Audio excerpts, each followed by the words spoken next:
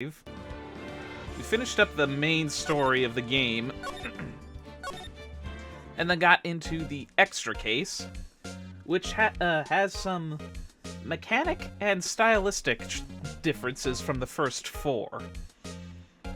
So, last we left off with, I think we were now going to be moving up to the High Prosecutor's office, which, why do I get the feeling I know who that High Prosecutor may be? I don't know. Let's find out. Excuse me?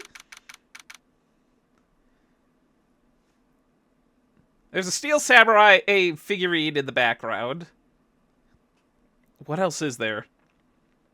And that regalia looks very familiar. Oh, that's a chessboard. This is the kind of room that screams, I can do the job. Quite a change from your office, really. Yeah, mine was just humble. Thanks. Look, there's a trophy or something here. A trophy? What, that shield? It takes real nerve to display stuff like this. I don't know. I wouldn't consider a haphazard placement like that to be of nerve. More like laziness. Whoever's office this is, they must be a real stuck-up jerk. Phoenix Wright. You never tire of prying into other people's business. Oh, boy. And you just hit one of the new variants to that redeem. I literally just threw that together recently. That voice. Yep. I was wondering when that suit was gonna show up eventually. I thought you would have them separate. Nope, it's a variant. They're together. It's just that there is a chance. The gumshoe dick is the common thing, with the occasional Von Karman variant coming in. Anyway, I digress. Long time no see, Edgeworth. Huh? Ah! Mr. Edgeworth? You know him from somewhere? Of course! I'm his biggest fan! Oh boy. My sister introduced us once and... Right, her sister's the chief prosecutor after all. Well, what brings you here? I'll warn you, I've been known to be a real stuck-up jerk. No, No! It was just Mr. Wright here, Hey, don't blame me! We're just here to investigate a murder case. Murder? A body was found in this nasty, bright sports car in the parking lot. That would be my car. What of it? Oh, for Pete's sake! What? Your car? I'll say one thing, she certainly can scream. And it's not doing any favors for my voice. So the body was found in your car? Go ahead, say it right. You think I did it, don't you? After you went through all of that trouble to help me last year, no less. No, we don't think you did it. I mean, it was my sister who stabbed him. Wait, no, she didn't do that. I mean... Wait, so you're the chief prosecutor's little sister, then? Yes, sir. Emma's guy. It's nice to meet you again. No, that didn't sound forced at all. Now I remember. You've really grown. I'll admit, it was a surprise for me, too. To think my own car would become the scene of a murder. More surprising still, I'm being forced to prove my superior's guilt. I can understand. Wait, what did you say? Lana Skye is the chief prosecutor, the top prosecutor in the district. Dick. She can't prosecute her... Exactly. But not he's not doing this willingly. I'm betting this is just an even bigger top-down thing. Or just a groundswell of from the bottom up, whatever the case may be. She can't prosecute herself, so I'll be the prosecutor at the trial tomorrow. Oh boy, here we go again. You? Mr. Edgeworth? To be honest, it's a bit of a miracle I'm still here at all. What do you mean? Rumors. You've heard the rumors about me, haven't you? Miles Edgeworth. It's hard to remember a time where there weren't rumors about this guy. The demon prosecutor, probably. Forging evidence, arranging false testimony, illegal searches, you name it. Thanks to you, my innocence was established in the trial at the end of last year. However, there are some who say I'm the one responsible for the current incident. What? That's crazy! Some people need very little excuse to think ill of others. Isn't that the truth? Sadly. It's a fact of life, impossible to stop. But some of them even go so far as to present me with toys like this. They think it's funny. Toys? That bronze shield? There's gotta be a story behind that one. Chief Prosecutor Sky? Yes, we first worked together on a case 2 years ago. It was my first big case. That's right. I remember. 2 years ago. I wasn't even a lawyer yet.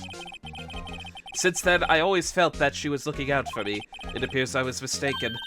Mistaken? Why? I mean, I know she's not the warmest person, but I'm sure she felt some responsibility for you. Then, why? Why did she stab someone in the trunk of my car? Not only that, she stabbed him with my knife. What? Mr. Edgeworth, your knife was the murder weapon? To be specific, it was the knife I keep in the toolbox in the trunk of my car. Why would you keep a knife in your car trunk unless you were preparing to defend yourself against a mugger? The murder weapon, usually in Edgeworth's toolbox, traces of victim's blood, no prints. To fend off dicks, exactly. Edgeworth? What? Are you sure you didn't do it? Come on, can't you take a joke? You have a strange sense of humor, Mr. Wright. Okay, let's examine this place. I've been wondering, what the heck is this? It's a big K on it. Of the prosecutors. Huh? What's that? It's the King of Prosecutors trophy. King of Prosecutors? It's a great honor. They send that shield to the best prosecutor each year. What? What? So? So that K, that's... K stands for king? Yeah, you got a problem with that? I did design the thing. King of Prosecutors. Kind of like Employee of the Month, only better. Okay, I am getting a lot of stuff to possibly examine here. Is there more here? So that's the King of Prosecutors shield, huh? Well done, Mr. Edgeworth. You must be proud to be the King of Prosecutors. Congratulations, King of Prosecutors. Please stop saying that. That still doesn't explain one thing. Why is the tip of the shield broken off? Wow, this jacket is even lacier than his usual ones. This must be his lucky trial jacket. Lucky jacket, right. I've never seen him wear it. Yet. I'm sure there's a story behind why it's in a frame. Maybe I'll be naughty and take a picture. She's getting way too excited about this. My, what an amazing bouquet. Just right for Mr. Edgeworth. No kidding. Hey, there's a card on it. Back from the dead. Wendy. Wendy? I heard that name before. Wait a minute. It can't be that same old bag, is it? And beside it, a giant steel samurai. Wow, I want one. Huh? There's something written on the bottom of his foot. Wendy old I knew it. Dick. I put the pieces together before you said it. There's something written on the bottom of his foot. Between a rock and a hard place. Wendy. Back from the dead, between a rock and a hard place. How cryptic. Wendy, is she Mr. Edgeworth's fiance? No. I don't think so. And they flashed a picture of her just to make the point obvious, if it weren't. A work desk. It's quite tidy as what one might expect. What a nice desk. Easy to use and easy on the eyes. It's polished so well I can see my own reflection. Why was there Gumshoe? Strange, why did I picture Detective Gumshoe? Maybe I'll take that name plaque as a souvenir. Don't, he'll sue you. Hey, a chessboard! I'm not too up on my chess, but it looks like blue's in a bit of a tight spot. The red knights have surrounded the blue pawn. Huh? Those horses are mounted knights. Their swords have really sharp edges. And check out that poor pawn. His head is kind of spiky. Kind of reminds me of you. Mr. Edgeworth must be an avid chess player. What's wrong, Mr. Wright? I am having 1,000,001 thoughts at the moment, and they're not all pleasant! Edges. Surrounding a pawn with spiky hair. Nah, it's nothing. Right, Phoenix, right.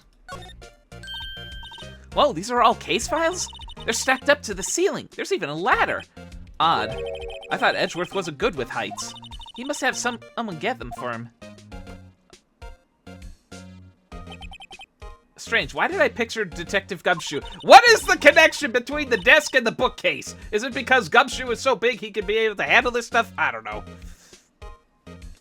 He must study these reports so closely. He's so cool. You wouldn't say that if you saw him sweating bullets up on that ladder. Ooh, cute. What a pretty tea set. I got more, for the instant tea bags myself. Amazing. The drawer below is filled with packets of tea leaves. They're all sorted by place of origin and flavor. Look at this royal blend. What an exquisitely splendid concoction. There's such a thing as taking a hobby too far.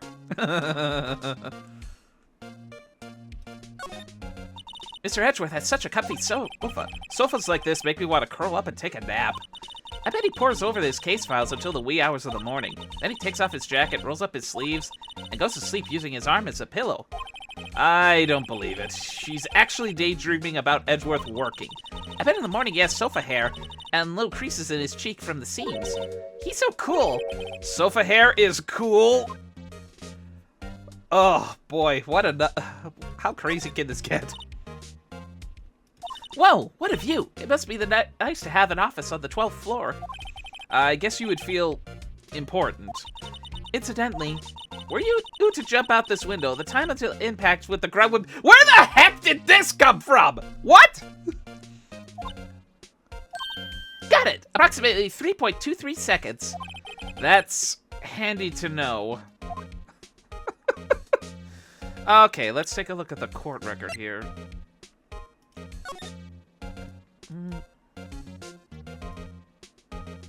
Huh? Name and ID number written here. Sergeant Bruce Goodman. What is the letter silly? There's a reason we have a written language in the first place. True. Sergeant Bruce Goodman. Yeah, but... ID, yeah, but, dab... Any longer and it would, that joke would be complete. See? Wouldn't that be better? Yabba dab. Well, it does have a ring to it. Exactly my point. Doesn't take much to amuse her. They can't do the do lest they be... Oh, boy.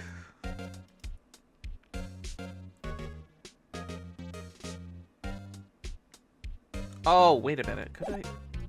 Ah, never mind. I think I'm done examining that. Oh, yeah, that's right.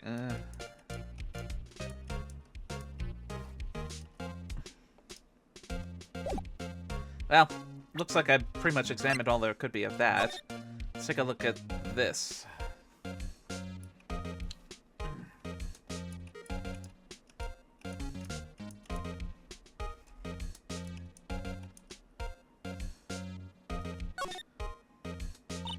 This must be the victim's blood, right? Either that or Edgeworth cut himself peeling an apple. Ouch! I've done that before. Can you move the cursor while examining items? I think so. I don't think it's letting me. What's Edgeworth doing with a knife like this anyway? Hey, maybe he spends his weekends roughing it in the wild. Edgeworth in the wild? I think my fruit peeling theory is more likely. Are you kidding? I always pictured him as an outdoorsman. Now there's a scary thought.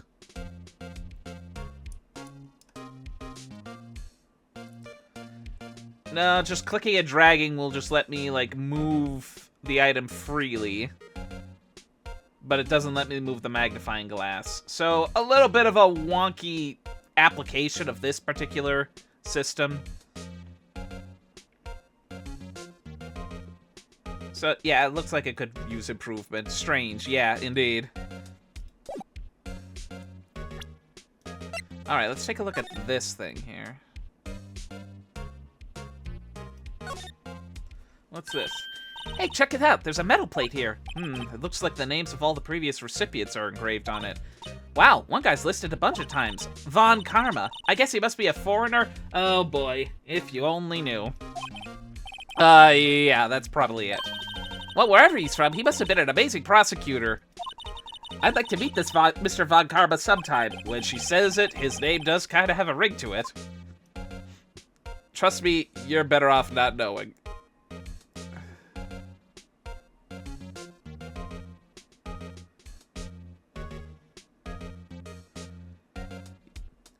And that's literally all there is to examine on this thing? I mean, it is still a little strange that this particular part of the shield is broken, unless that's supposed to be intentional.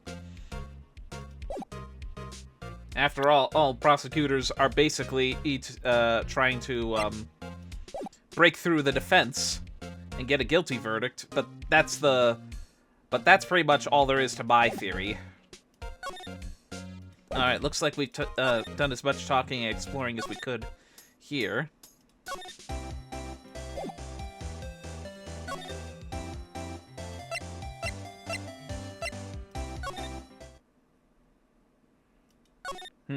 Now where to go from here?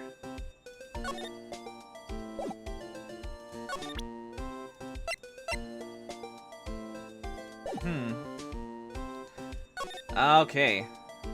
I think I got a hunch. Oh. Nope, nope, nope. That's not what I wanted.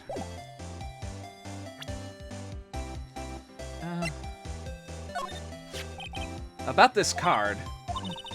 Lunchstand vendors only accept cash, no cards.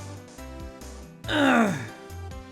I'll be able to watch your stream fully, feeling a tad queasy, likely from milk that was about to go bad. I'm not dying, but I'm staying home just to be safe. Yeah.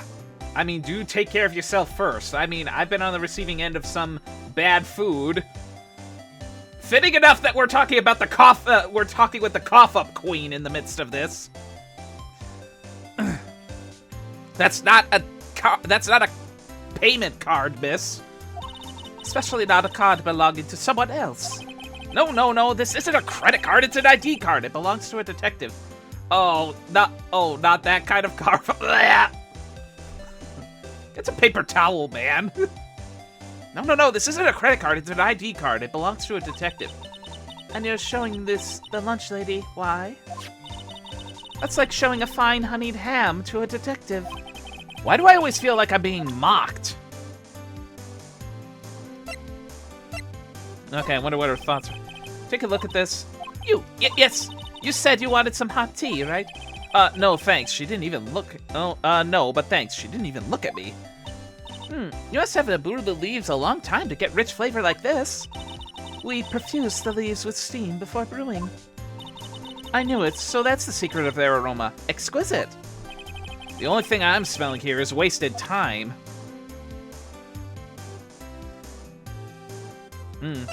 Okay, just out of curiosity. A defense attorney must be able to fight. How about you? Do you think you can win? How about tackling Lunchland's Pickle Supreme lunchbox? Oh boy. Wow, it's really crunchy.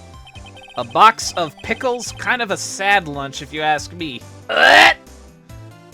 Yeah, I'm not a pickle person. Okay, I don't think we're really getting anywhere here. Yep, really can't move to the right. What's that? This wall is in our way. It's got a faucet for water. Wait, I know. This wall is merely a facade hiding the truth. This isn't a wall, but a water tank. I fail to see how that makes any difference either way. Yeah, I highly doubt it's a water tank. That's just probably there to protect the pipe in the wall.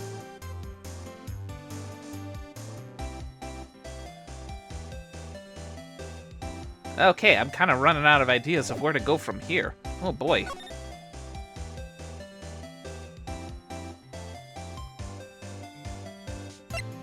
Maybe there was something we missed mispresenting to Edgeworth. So basically it says you were the best of the best last year, huh? You could take that foolish grin elsewhere, right? I lost a day of work to receive that travesty. Huh? Why is that? I had to go to the police department to receive that broken shield. The police department? Yes, right next to the police station downtown. You've been there, haven't you? Where Detective Gumshoe works? Yeah. I was wondering something about your shield. Why is it broken? What does it matter? I've got more important things to worry about. Oh, right. He doesn't seem too concerned about this award, for better or for worse. Yesterday was a very busy day for the prosecutor's office. Maybe we should ask him more about yesterday? Could you tell me more about yesterday? Wait, that lot has another screen. Yeah, I know, but unfortunately I can't slide to it. Mr. Marshall has basically done a story thing, and now we can't slide to that. Yeah. Could you tell me more about yesterday, the day of the murder? Yesterday was the annual cleaning day at the prosecutor's office. Cleaning day? Working with the police department, we sort and file all evidence for solved cases. We call it evidence transfer. Wiping your hands of old cases, in other words. Oh, and another thing. A ceremony was held at the police department. There was an annual review and awards for outstanding police officers and prosecutors. And that's when you got the shield? I was at the police department yesterday afternoon. I got back here at 5:12. That's very precise. People like myself, Elf and Mr. Edgeworth, pride ourselves on precision, Mr. Wright. No, I place little faith in my memory.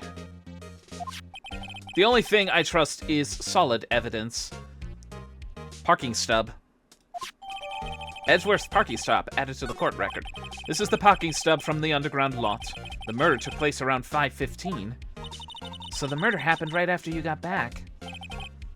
What's right? I'd appreciate it if you direct that suspicious glare elsewhere. Excuse me? What's wrong with that hand? Excuse me, but is Mr. Edgeworth, anywhere on the premises? I'm Edgeworth. What is it? I'm here, sir, at the request of the chief, sir. I've got your report, sir. When the wind wivers in the wind. Report? What? Did you find new evidence in the case against Chief Prosecutor Sky? I don't like the way this conversation is going at all. Sky, sir? No, sir. No name of that kind, sir. Not in this report, sir. I think I just heard Edgeworth's lid blow. Mr. Edgeworth's lid isn't on very tight, is it? I made a clear request to the police department, did I not? I need to focus on the trial tomorrow, so don't bring me anything unrelated. Sir, but sir, I'm just following orders, sir. They told me to bring this to you. I wasn't aware of the particulars of your arrangement with us, sir. Give me your name. Yes, sir. Meekins, sir. Officer Meekins. Oh, boy. How fitting. Right. Officer Meekins, take your report and leave. And good luck with that raise next month. But sir, I didn't know. Poor guy. Looks like he was absent on the day they gave out brains and good luck. Right. Yes, sir. He caught me off guard. As you can see, I'm busy. You may leave now. Let's do what he says, Mr. Wright. The victim was a detective from the same department as that patrolman just now. Go down to the police department. You can ask more there. I like how the prosecutors in Anime Land have the ability to dock a cop or detective's pay. Oh boy. Thanks. He seems to have finally calmed down at least.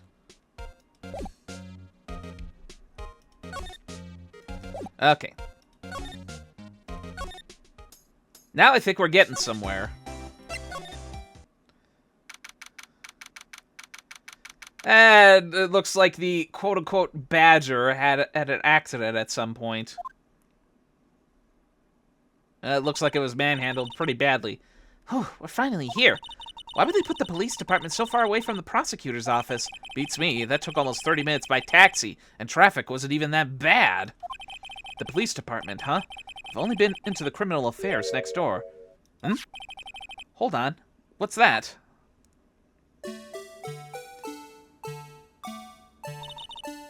Disturbing. Why does it undulate like that? Oh, wait, I know. This is the blue badger. More like a blue jester. They're trying to make him the police mascot. Wow, Mr. Wright, you sure know a lot about the police. Still, he does seem familiar, somehow. Forget the blue badger. Who's that next to him? Someone appears to be dancing with the blue badger? Uh-oh, he noticed me. He sure is running over here fast. Oh, Dick! Hey, pal, what are you doing here? That's my line, Detective Gumshoe. Exactly. Specifically, why were you dancing over there? What? Well, at least he doesn't seem to be busy. This is our chance to get information. Hey, I'll have you know I'm a very busy man, pal. It's like he read my thoughts. Okay, I'm just gonna go take a look at this here. Miles Edgeworth, 1712. This was the day of the crime. The murder took place 3 minutes after Edgeworth parked his car. If only he was held up at a couple extra red lights, he wouldn't have been caught up in this whole affair. Perhaps. It just goes to show you never know what'll happen when you run a yellow light. How can we be so sure he was speeding it? I suppose a very busy man is always in a hurry. Anyway. I'll give you one word of advice, pal. You better not agree to defend the suspect in this case. Why not? Huh? Well, it's just that the chief prosecutor has confessed to the crime. She says she summoned the detective in the prosecutor's office and she killed him. But what if she's not telling the truth?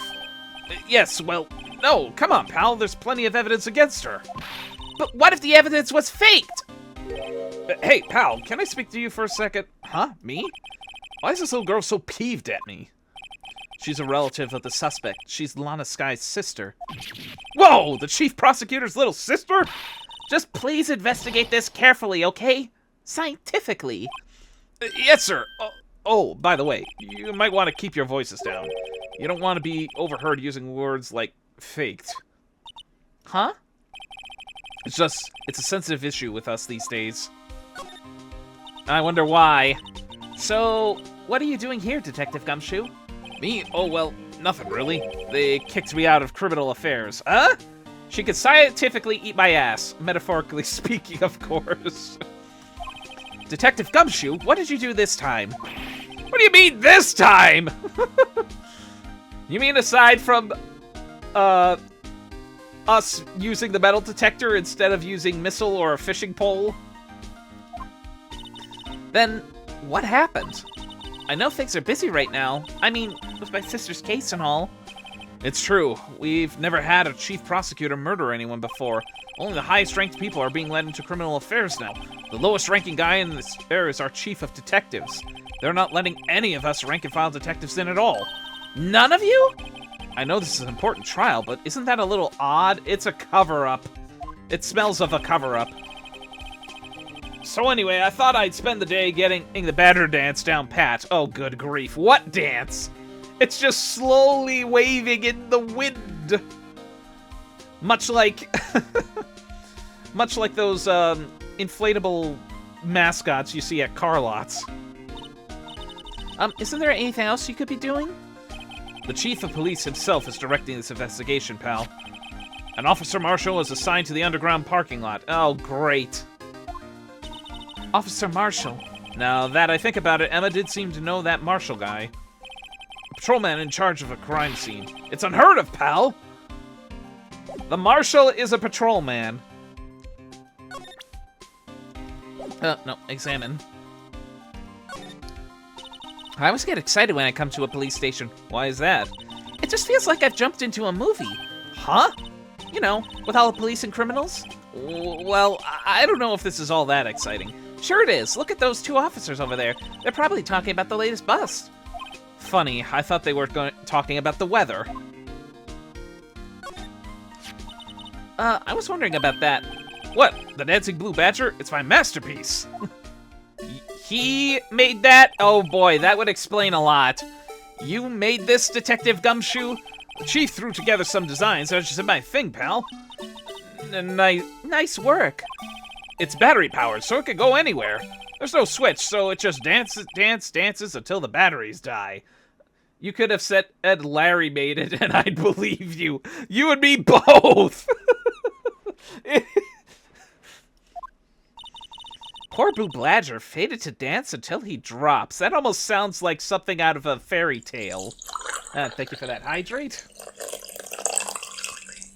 And this time I have a bigger bottle to work with. Well, actually I have 2 bottles. I just happened to grab a bigger one.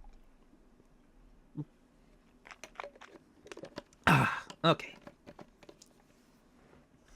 Fated to dance until he drops. Sounds like the original ending of Snow White. How dare you mock someone's creativity? Welcome on in, woof. Blue Badger panel added to the court record. I think someone's a literal dick because of that hair. Pompadour. And he got the demon dick. Look, that patrolman is saluting the other guy. He must be a detective. And then I said, Ed, hey, you do that, your soup will get cold, buddy. I mean, that's hilarious, sir. I laughed so hard I cried. I guess he wasn't saluting. He was wiping tears from his eyes. They make a good pair. Mr. Wright, do you know why patrol cars are painted black and white? No idea. Why? Well, I think they're designed after a panda. Panda? Not that I have scientific proof. It's just a theory. A game theory! Do you mind me asking how you came up with that theory? It was when I was on a school trip. I saw a patrol car and it came to me. We just had been at the zoo, see? What about zebras, or do they not have those at your zoo? Point there. The banner here is announcing the crime-fighting campaign. Nice slogan. I wonder if they'll be selling fingerprint sets. I don't think it's that kind of campaign. What family wouldn't want a set at home? It's good for finding out who stuck into the cookie jar. I think most families can figure that out without extra help. Especially Larry's family. Whenever something smells, it's usually the butts. Can add an empty cookie jar on top of that. The usual wanted posters are hanging up on the bulletin board here. Do you know this face? If you do, dial 911. You know, Mr. Wright, I always thought it was kind of funny. I've never seen anyone who looked like the people in these posters. It's called plastic surgery. They hardly even look human. She has a point. Okay, on the other hand, it could be that they're just that bad of pictures. Alright.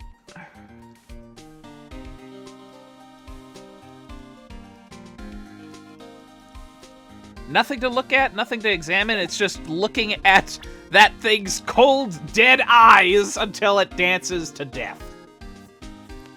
Ugh, okay. Maybe there's something to present here. Hey, that's it! That's the King of Prosecutors Award that Mr. Edgeworth got yesterday. Were you at the award ceremony, Detective Gumshoe? Of course, pal. I got a reward for diligence myself. Congratulations. I was wondering, why is the award a shield? And why is it broken? Oh, there's a reason. I'll tell you what it is later. Oh, come on! I want to find out now! Apparently, he's forgotten. But I was proud of Mr. Edgeworth for winning that award. Even with all the naysayers in the prosecutor's office. Naysayers? Must be because of the rumors. Exactly!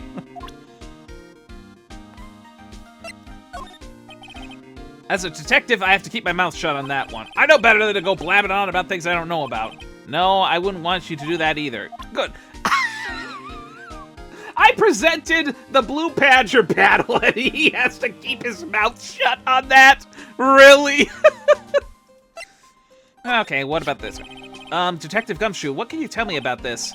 Huh? Hey, pal, this is a detective's ID card. You can't just keep that. You have to turn it to the police. It's people like you that get me into so much trouble all the time. Meaning Detective Gumshoe must drop his card a lot. Let's see. Bruce Goodman. Goodman. Sounds familiar. Nah, my mistake. I'm wondering if he was faking it. But didn't you work together at Criminal Affairs? Whoa, now I remember! Bruce Goodman, he's the victim! Yeah, no shit! That's what I thought. Can you tell us more, Detective Gumshoe?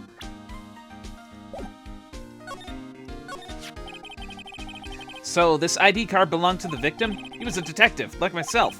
Detective Bruce Goodman. Don't you think it's strange? I mean, why would the victim's ID card be lying on the ground where we found it? Well, Detective Goodman should have been at the police department yesterday. There was an evidence transfer for a case he handled 2 years ago. Evidence transferal. Mr. Edgeworth mentioned that too. But Detective Goodman was killed at the prosecutor's office. Well, that's the thing. It's hard to say this, but word is that Chief Prosecutor Sky called him out there to the parking lot, and Lana's confessing as much.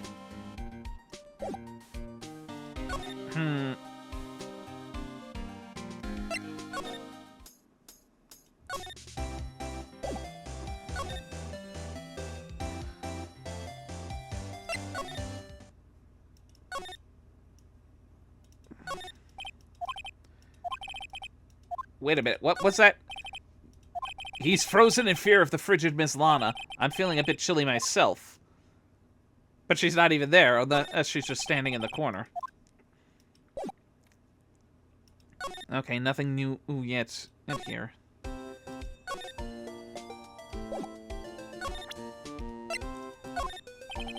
Here, see this? I've noticed that defense attorneys have a tendency to want to show people things. What is this, a behavioral study of lawyers?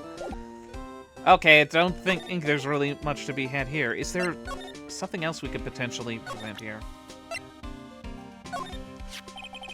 Found Mr. Edgeworth's car, stabbed with Mr. Edgeworth. Found it. I showed the knife first, and then I immediately showed the ticket first. Interesting.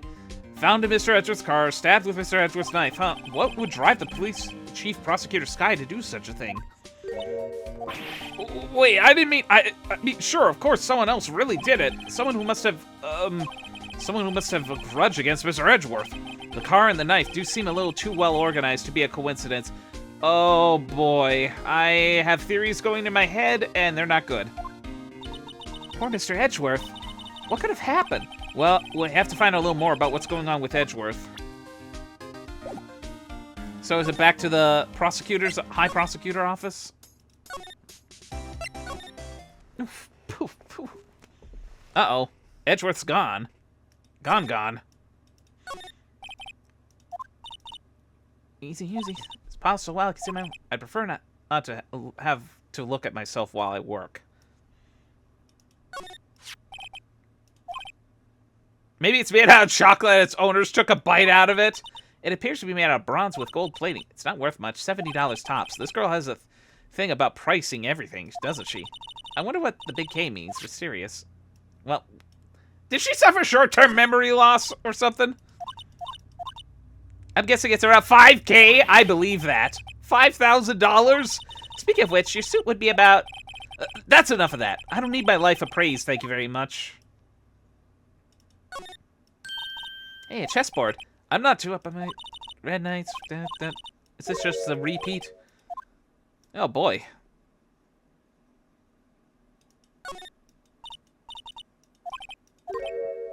Back from the dead.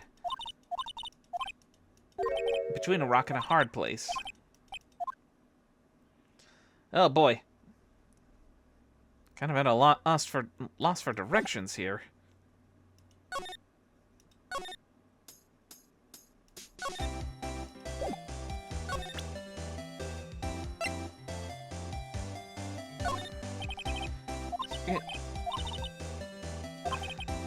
Okay, nothing on that one. It's just basically talking about tea again.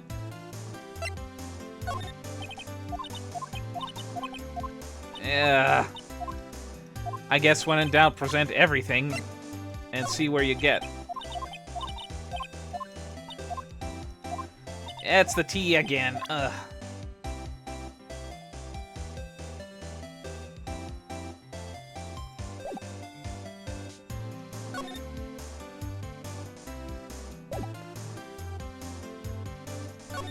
Can we slide? Nope.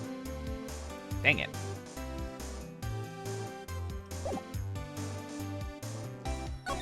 Oh boy, okay, I'm really stuck here. So what else to do here? Oh, Edgeworth's troubles. He's in a tough spot again. Again?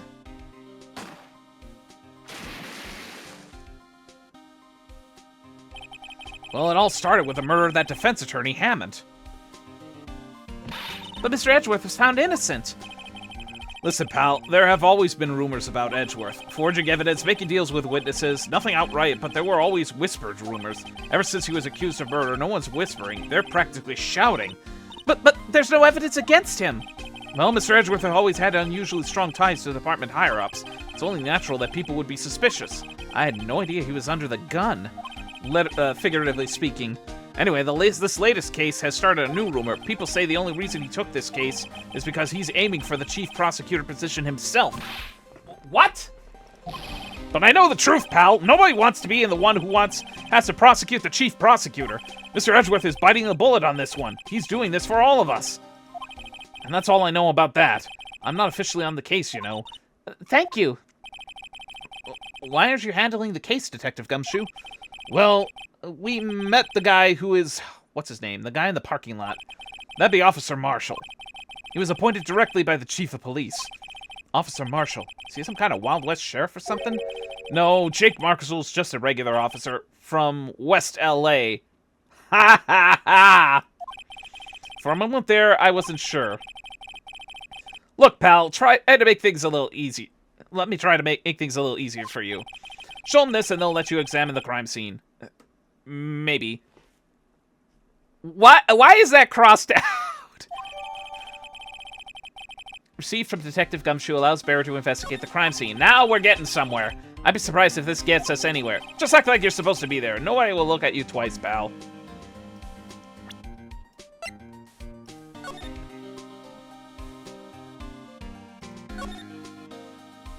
Hey, look there. It looks like something's been crossed out.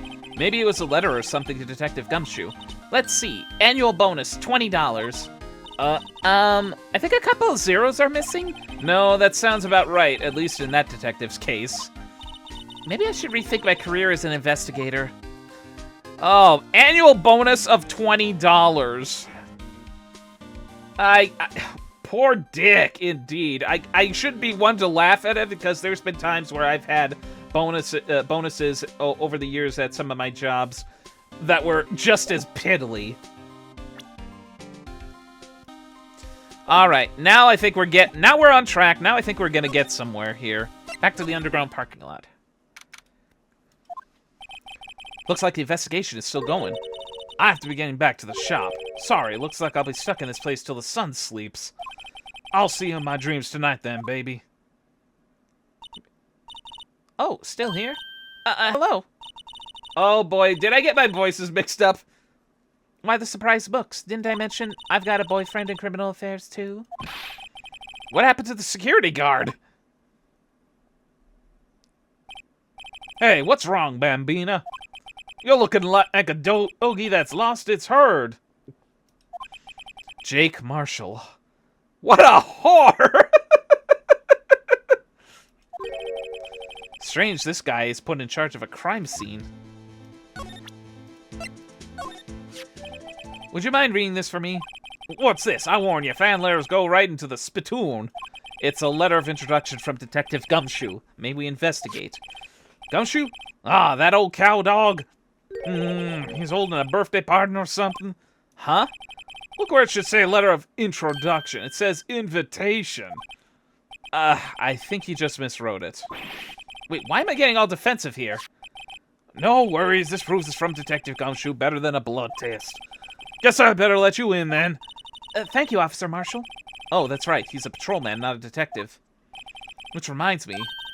Hey, wait a second. Isn't a crime scene supposed to be handled by a detective or higher? Well, folks, the clues are calling. Welcome to our gold strike. Be like the settlers. Strike our hand out for lands unknown. Manifest destiny. Let's have a hootenanny. Note to self, police investigations like settling land. Well, Mr. Wright, what do you say? I say I won't be needing this anymore. crumpled and discarded. What? No hoedowns? Apparently not. Get some barrels of moonshine rolling and you bet I'll be there. Alright, now we can go ahead and do our thing here. B block is through here. That's where visitors park. I can see the Lunchland car over there, far in the distance. Hey, you're right. I like the cute design on the door. I can see a cartoon cow munching down on a juicy steak. Doesn't that strike you as a little creepy? Cannibal! Just don't think too deeply about it and you'll be fine. This appears to be the car where the body was found. It looks like the lock on the trunk is busted. The crime took place in underground parking at the prosecutor's office. The body was found in the trunk of my subordinate's car. Quite a luxury car. It just screams, I have money to burn. Yeah, prosecutors get the big bucks. I wonder how.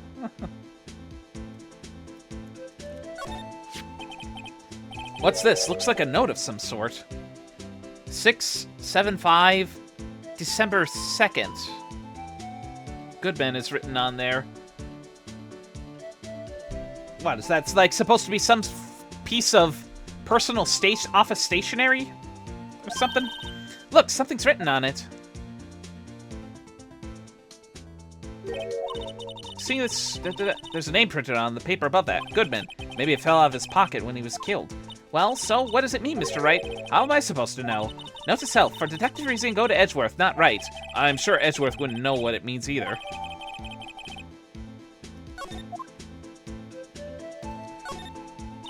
This rope, is it?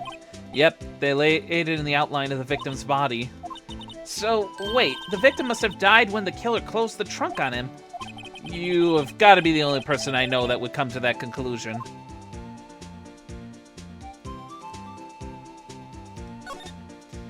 A block. This area is reserved for prosecutors. Defense attorneys are relegated to the B block. I dream of the day when I'll be able to park my car here. I'll go over to the B block, but my hamburgers from you. I'll go over to B block to buy my hamburgers from you, Mr. Wright.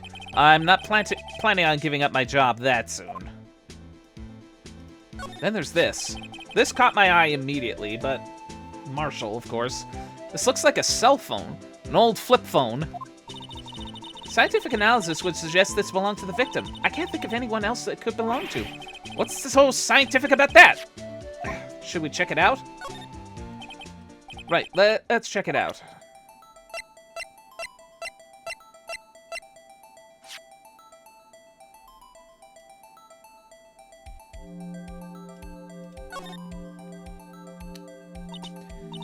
This phone's still on the redial screen. Redial? Mr. Wright, most phones keep a record of all the calls you've made and received. You just press the blue button to display the last number you called. Convenient, isn't it? I'm surprised you didn't know about it. Sorry to disappoint you, but even I know about things like redial. Huh? Oh, I'm sorry. It's just you never know with people from your generation. Are you calling me a boomer? Whatever. Let's check this phone out.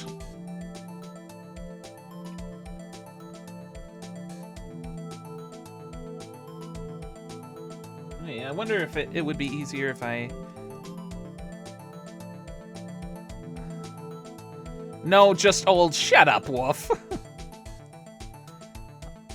Yeah, this setup's a little wonky. If it would allow us to pan across the device, that would make things easier. Now, to see who the owner of this phone called last. Note to self, defense attorney doesn't think first, he just pushes the button. Try zooming out.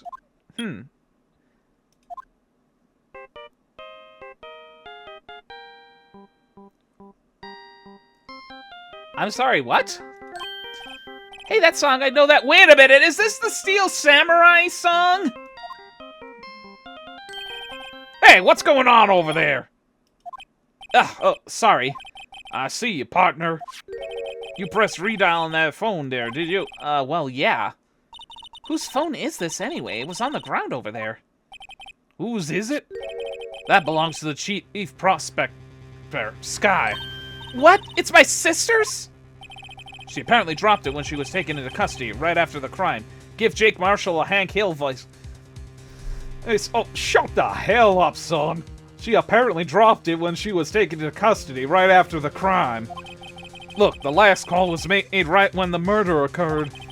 I have not watched King of the Hill very devotedly or in a long time, so trying to come up with a convincing Hank Hill voice is kind of beyond me a little. Looks like she was fixing to call someone. Except she only spoke for a few seconds, according to this. Who'd she call? No idea. Sorry, partner. Now I got a question for you, partner. I heard a phone ring just now. One of those new fangled ringtones. Oh, that? Oh. I'm sorry, that was my phone. What? Your phone? Yeah, it's kind of strange, but someone called me right as we picked up on the other phone. A wrong number. I hope you're not lying. They'll shoot you for that in Texas, partner. Uh-oh, I've incited the wrath of the Lone Star Patrolman.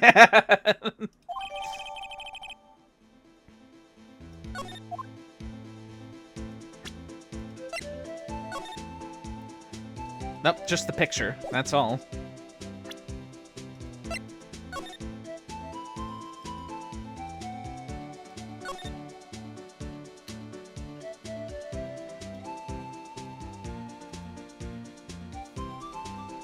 Now that's as far as it'll let me zoom out, so I guess...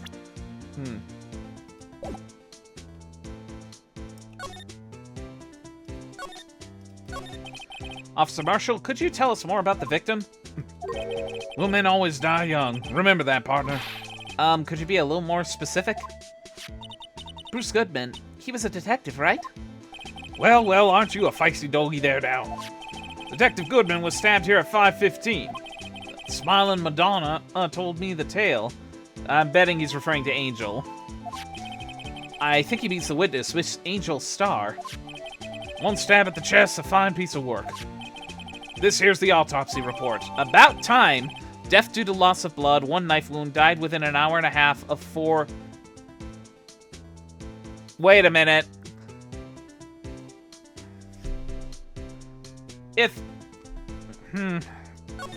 Something's off for some reason.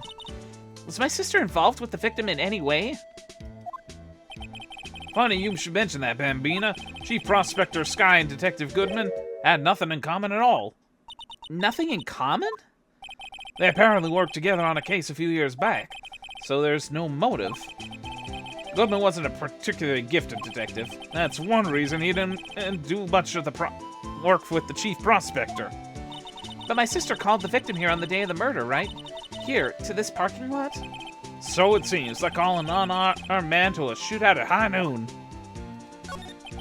I don't mean any offense, but Officer Marshall, you're a patrolman, right? Not a detective. You call me out, they shoot you for that in Texas. Unfortunately, I'm inclined to believe half of the shooting statements. Huh? I'm one of them fancy shoot detectives till 2 years ago, to tell you the truth. Oh, really? Now he tells me. But you're a patrolman now, so how can you be in charge of a crime scene? Nothing gets by you, does it, Bambina? So, why are you in charge? No reason. We're just short on hands right now. I'm keeping an eye on the meantime. That's odd, though. Detective Gumshoe was saying he had nothing to do... Nothing important, at least. He's nothing but a sad old cow dog that can't find his tail.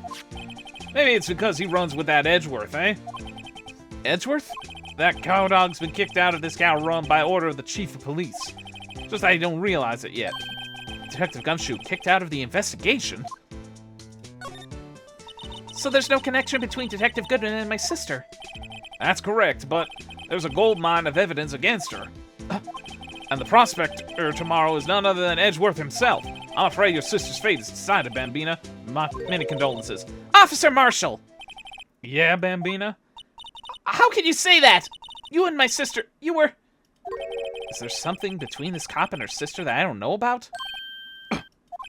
I apologize, Bambina. Something must have gotten to me. Maybe it's that dry wind that's a-blowing through the prospector's office. Dry wind or ill will, someone's up to something here, but who? Suspicions about Mr. Edgeworth have been flying around for nearly 2 years now. Forged evidence and arranging testimonies, you mean? He was unbeatable because he did whatever it took to win. Unbeatable, that is, until he met you. But rumors are just rumors, aren't they? These are prosecutors we're talking about. Evidence is everything to them. If you follow the rumors about Edgeworth to their source, you'll find one person, but they're off limits. Untouchable, you might say. One person? Who? I hate to say this, but it's your sister, Bambina. Chief Prospector Lana Skye. What? My sister? Edgeworth couldn't rustle all those cattle by himself. Some people load their guns with bullets. Some people load them with deals. What? You're saying Edgeworth was making deals to win trials? Where there's gunshots, there's bound to be bullets. That's what the old-timers say. There's a big old secret hidden around here somewhere. Everyone knows it. Is that why Detective Gumshoe was taken off the case? Did they target him because he was the closest to Edgeworth? So, well, how are we doing, Mr. Wright? I guess we've got some clues. We have an autopsy report, a note from the victim, and a cell phone. Oh, you think we'll be okay? Well, the only thing that's still bothering me is that Lana is confessing to the crime. She says she did it. No problem. I can guarantee that she's not the criminal. Oh, by the way, Emma. Yes? I know that song of yours plays on your phone plays when it rings. What? It's the Steel Samurai theme song, isn't it? That popular TV show for kids? The phone that rang earlier wasn't mine. It was yours. At 5:18, just after the murder took place. Your sister called you, didn't she, Emma? I'm sorry. Can you tell me what you talked about? She hung up right away. I see.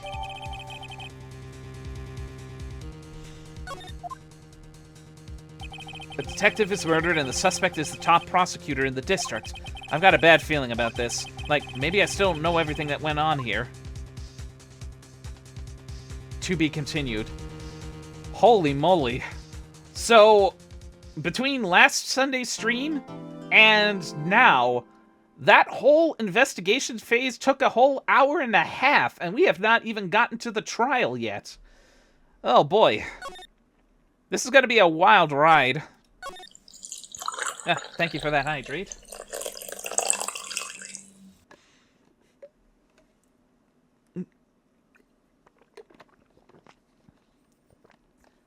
Okay. Told you, it's a big-ass case that drags. Yeah, I believe that. Trial former. Yep, I'm definitely gonna need a stretch for that one.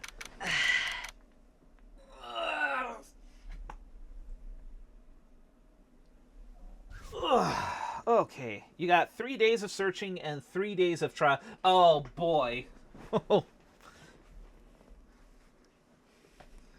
Jeez, I was at the very least I was able to just complete either one trial or the other before moving to the next. In the earlier cases, there's a whole different bag of chips and then some. Anyway, February 23rd, 9:34 a.m. District Court, Defendant Lobby Number 2. How did the investigation go? Oh, yesterday, Mr. Wright. Frankly, there's still a lot of gray areas. Or rather, the whole thing is one big gray area. Don't worry about me. No matter what the outcome, I'm ready to accept my fate. I believe in you, sis. Mr. Wright, let me offer you a word of advice. Yes? A defense attorney should never believe their client. That's the same kind of thought process that got Hammond killed. Dick! Exactly. That's a very dickish piece of advice. The defendant is called to trial because they are suspected of wrongdoing. Never forget that. Miss Skye, you remind me a lot of Mia. But there's one decisive difference between you and her. And that is, you're not a defense attorney. I believe it's almost time for the trial. Good luck, Mr. Wright. My first trial without a Fae helping me. No one's going to bail me out this time. I'll be alone in there. So I have to discover the truth all by myself. Let's do it, Mr. Wright. I'll be with you the whole way. Unless there's some unexpected aid coming from Emma. I guess we'll find out. February 23rd, 10 a.m., District Court, courtroom number 9. Order in the court. Will everyone please rise? Court is now in session for the trial of Miss Lana Skye. The defense is ready, Your Honor. The prosecution has been ready for a while, Your Honor. That is a very wordy opening statement there. Edgeworth. It's been 2 months, but I haven't been in a courtroom since his trial. I hope that personal feelings will not be a part of the proceedings today, Mr. Wright. I will choose the path I think is right, regardless of what those around me might say. The judgment to be made here is in our hands, not those of anyone else. Very well, Mr. Edgeworth. Your opening statement, please. Chief Prosecutor Lana Skye has committed an unpardonable crime. Not only this, but she was rash enough to commit it in the prosecutor's office slot. Wow, he's much more forceful in person. I suddenly feel like confessing to everything. However, she will now pay for her rashness with her life. There was a witness to her crime. A professional witness. Well then, call your first witness, Mr. Edgeworth. The prosecution calls its first witness, Miss Angel Starr, to the stand. The cough-up queen? So refresh my memory. Even though this case is still kind of like way out of nowhere for this first game, and despite the new mechanics, it's still bound by the rules of the original game in that I'm allowed to basically press with little consequence. Haven't I seen you somewhere? What is that? You order... Yes, except for one thing. I'm guessing... I'm guessing either the game itself will show, or if it is that subtle, you might let me know, huh? You ordered the lunch caviar, right? Caviar! I've never eaten caviar before. Oh, Your Honor! The judge is really woofing it down. And for you, I have a Fiesta Bowl. Thanks. Will the witness state her name and profession? Ah, and you, sir. Oh, boy. Did you order the fingerprint lunchbox? It's hella subtle. If you're not careful, it'll hand you an instant guilty. Oh, boy. So I really gotta be careful of what I press, then. It's too early for lunch. Your name and profession, please. Well, Your Honor, how does it taste? So this is why everyone raves about caviar. It's so tasty, it hurts! I've always thought caviar would taste like pickled tapioca. That scenario is only for the last part of the game. Okay, so it's basically in the final extension portion of the case. Is that correct? The heck does pickled tapioca taste like? I'm only imagining it at this point. Yes, thank you for that clarification. I'm only imagining it at this point, and it is not pleasant. Name, profession, now. Me? The name is Angel Starr. Don't go forgetting it. I find myself running Lunchland these days. Is that what you wanted me to say, Mr. Edgeworth? Very well, witness. Please describe the incident to us. The prosecution will wait. I'm not finished. Oh, for Pete's sake, your judge. Are you kidding me at this point? The prosecution will wait. I'm not finished eating. Hurry it up! Very well, Mr. Edgeworth. As you know, we usually call on the police to provide a description of the crime. Your Honor, as Mr. Edgeworth has said in court, I'm a professional. Huh? What exactly does that mean? Until 2 years ago, Miss Angel Starr was a special investigator with the police. Could have fooled me! She was first-rate homicide detective. What? Miss Starr was a detective? Oh boy, that explains a lot. Ah! I know who you are! Cough up? Cough up Queen Angel Starr, Your Honor. Long time no see. Very well. You may continue the description, Miss Starr.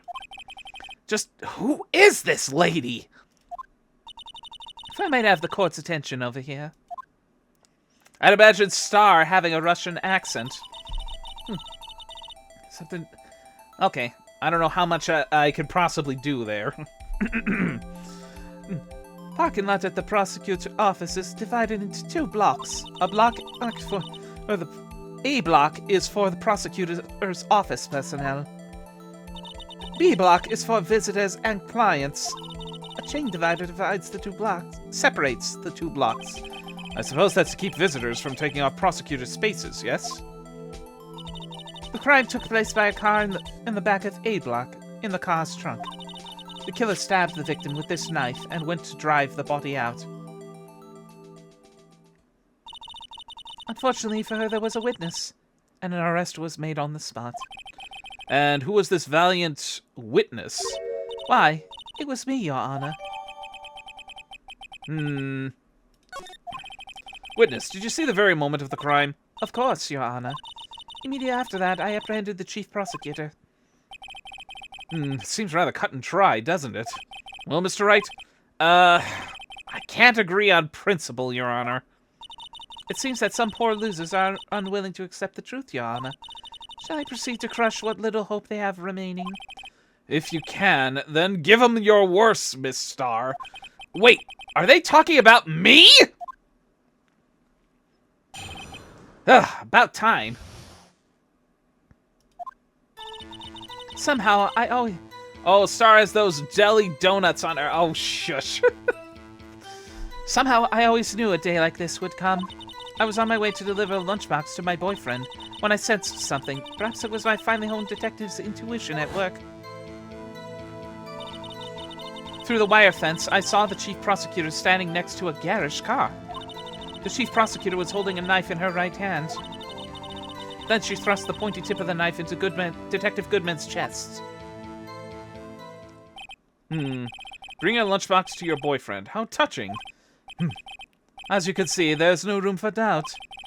The key point of your testimony seems to be nothing other than the point of the knife which you saw being stabbed into Detective Goodman. So, how does it feel to be so utterly crushed? I'm still thinking about that. You and me both. Oh boy. It's merely a flesh wound, Mr. Wright. Very well, Mr. Wright. You may cross-examine the witness.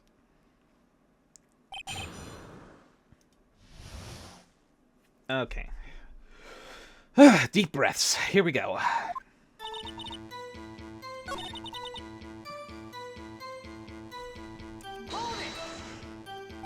This boyfriend, he's the detective? Not that boyfriend. The security guard. That boyfriend? You have several? Yes, this boyfriend, that boyfriend, and the other boyfriend. Care to join? Oh my god, what a slut!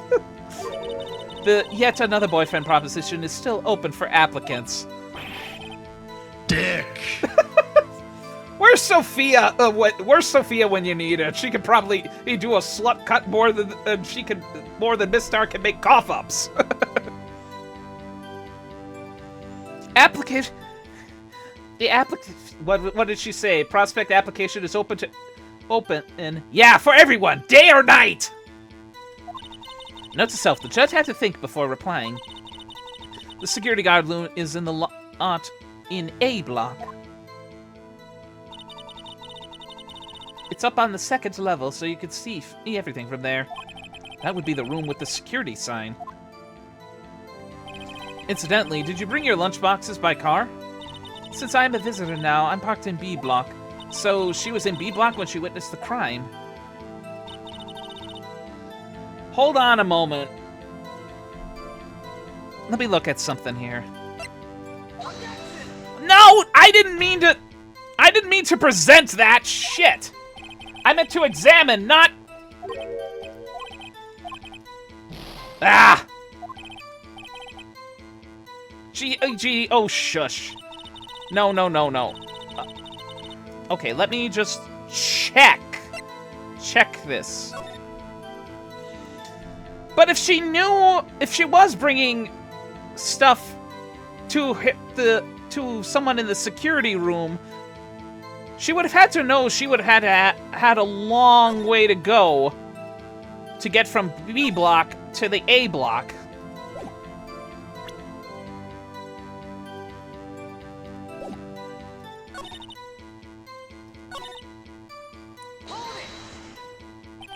You said something, so you're saying you had a premonition of the murder?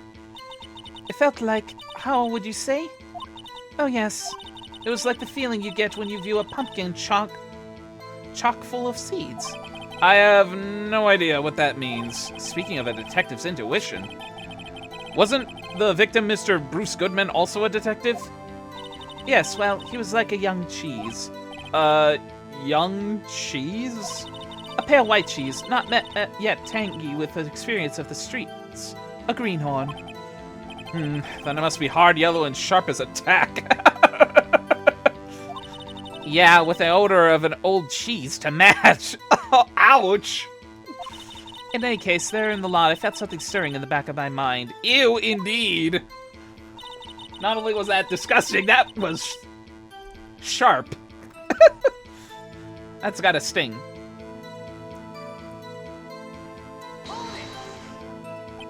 By garish car, you mean Mr. Edgeworth's car, yes. Mr. Edgeworth's? Incidentally, the knife with the victim was also Mr. Edgeworth, wasn't it? Indeed it was. What an odd case this is. And the person you saw, you are sure it was the defendant? I saw her from no further than 30 feet away. I am certain it was her. She's telling the truth. We're doomed. Let's just do what we can. Even if we don't have any proof, we can always nitpick. We're dealing with Edgeworth here. I need something more substantial than that. Can you tell us what the suspect was doing when you saw her?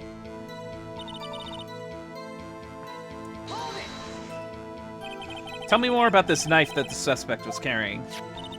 Well, I'd say the blade was about 4 inches long.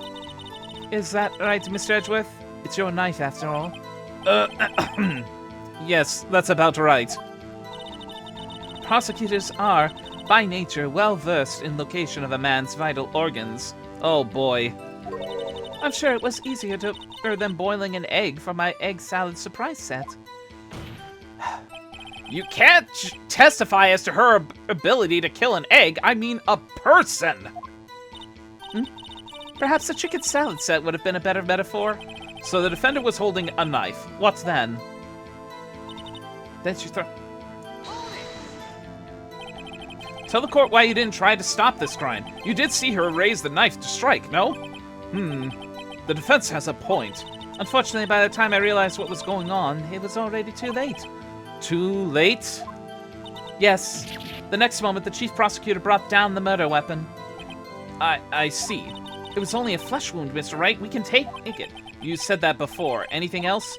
Scientifically speaking, Miss Starr's testimony is flawless. Sounds pretty fatal to me. What do we do? Is this it? Is my sister guilty? Let's just keep our heads cool and press the witness a bit, shall we? For some reason, having her panic next to me makes me calmer. Don't smile like that! Okay. So, there's gotta be something in here. A time thing.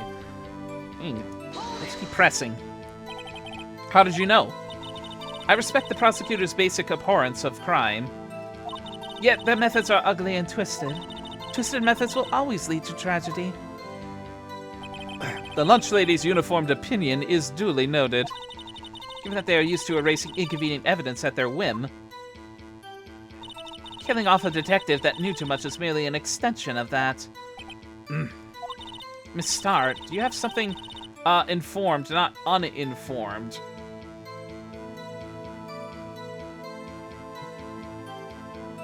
Uninformed. Pfft, I missed.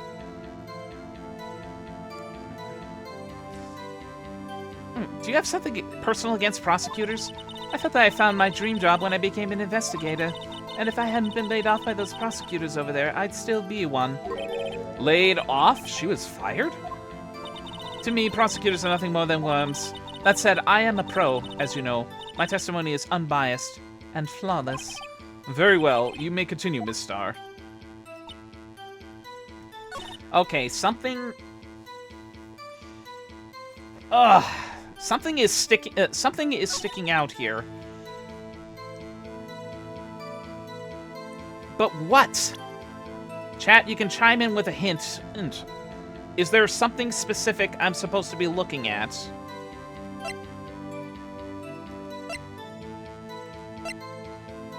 Died within an hour and a half of 4 p.m. No idea.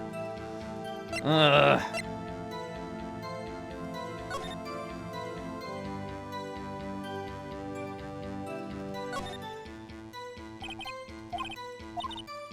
Well, at least we can examine the evidence during the, At least we can do some examining of the evidence during the thing. Oh, boy. My brain is fried.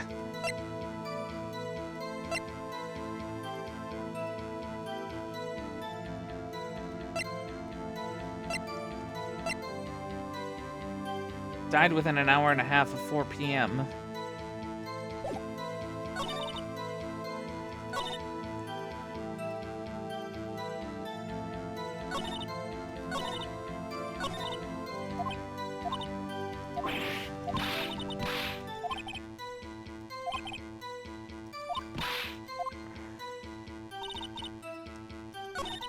Okay, let me try to refresh on the presses here.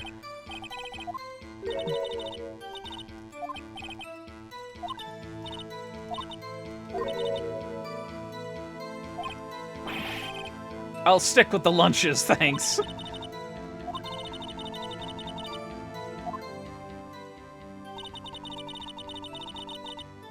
It's up on the... Okay, I think it has to do with the floor plans here.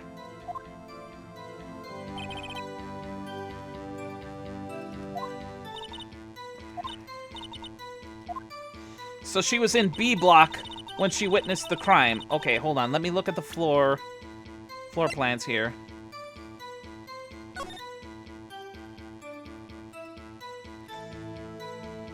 So A block, if I heard her testimony correctly, A block is on a higher level than the B block. Would she be able to clearly see the crime happening at the car? I have a feeling that's where the contradiction is, because I've pressed all I could, and I couldn't really prompt or find anything there. So it has something to do with the floor plans.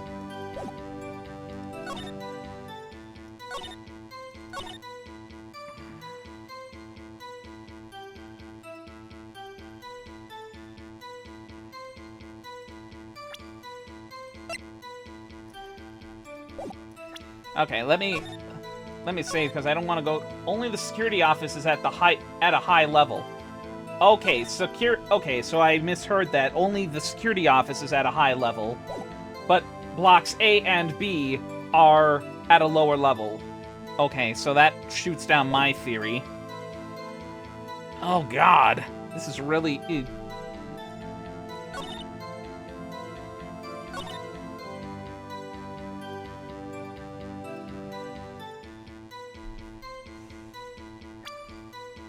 Man, this is tough.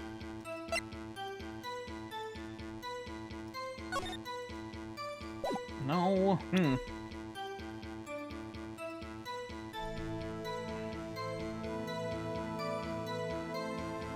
Oh boy.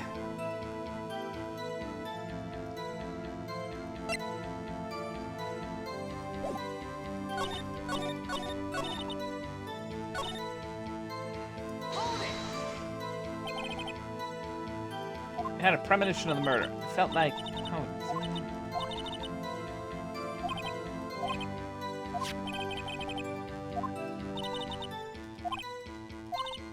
Yeah, cheese metaphor, yada yada. Did you question about the car? Yeah, okay. By garish car, you mean...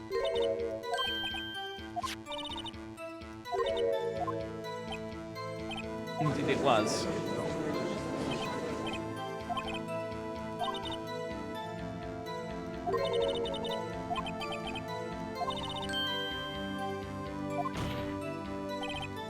Witness, in your testimony, you clearly stated the following.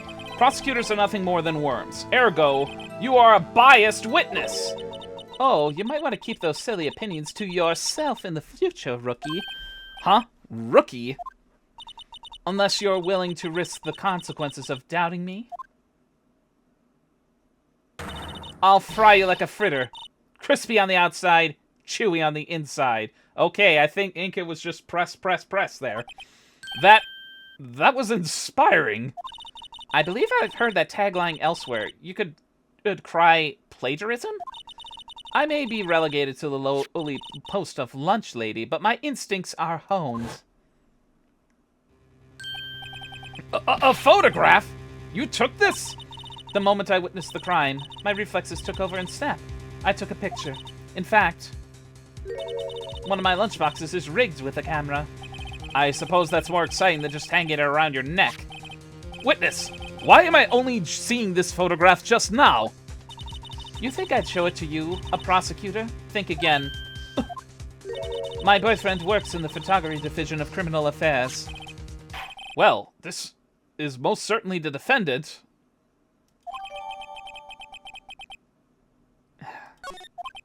Uh-oh, that is unmistakably Lana Skye. So, what was the defendant doing at the time?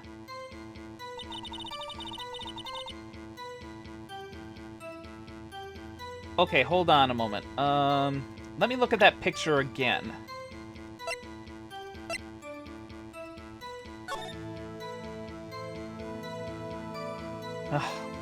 Unfortunately, the blood splatter would line up with the stab.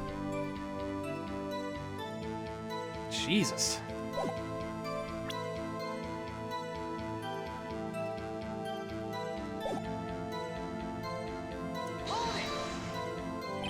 Tell me more about this knife that the suspect was carrying. Okay.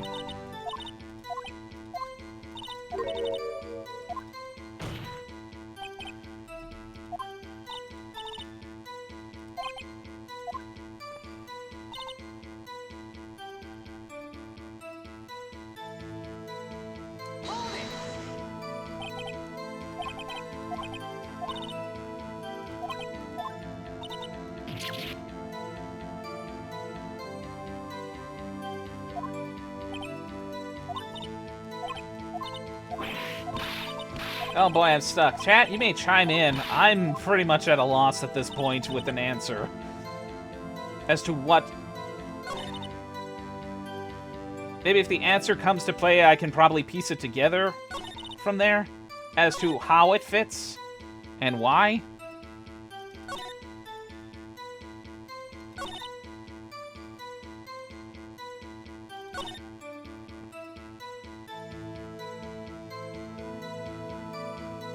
I think it could be her photo against her. She saw the crime through the fence? Yeah, wait, where's that statement? Through the wire fence. Whoops, I didn't mean to do that. Wait a minute. Yeah, I kind of just had it clicked in my head. Wait, there's the shadow of the fence right there.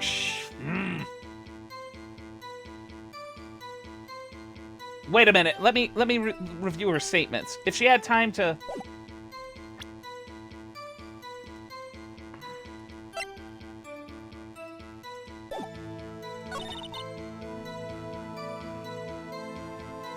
Wait. Standing next to a garish car. Okay. I think we're on the right track on this one. Because... Okay, she saw that standing next to the garish car.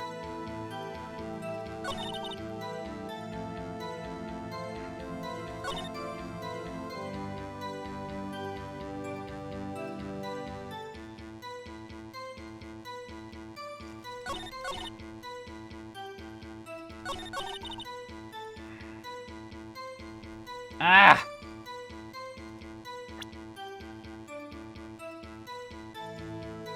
That statement, I think, would only just corroborate the photo, but I feel like the contradiction... Yeah, go ahead, chime in. What's your thoughts?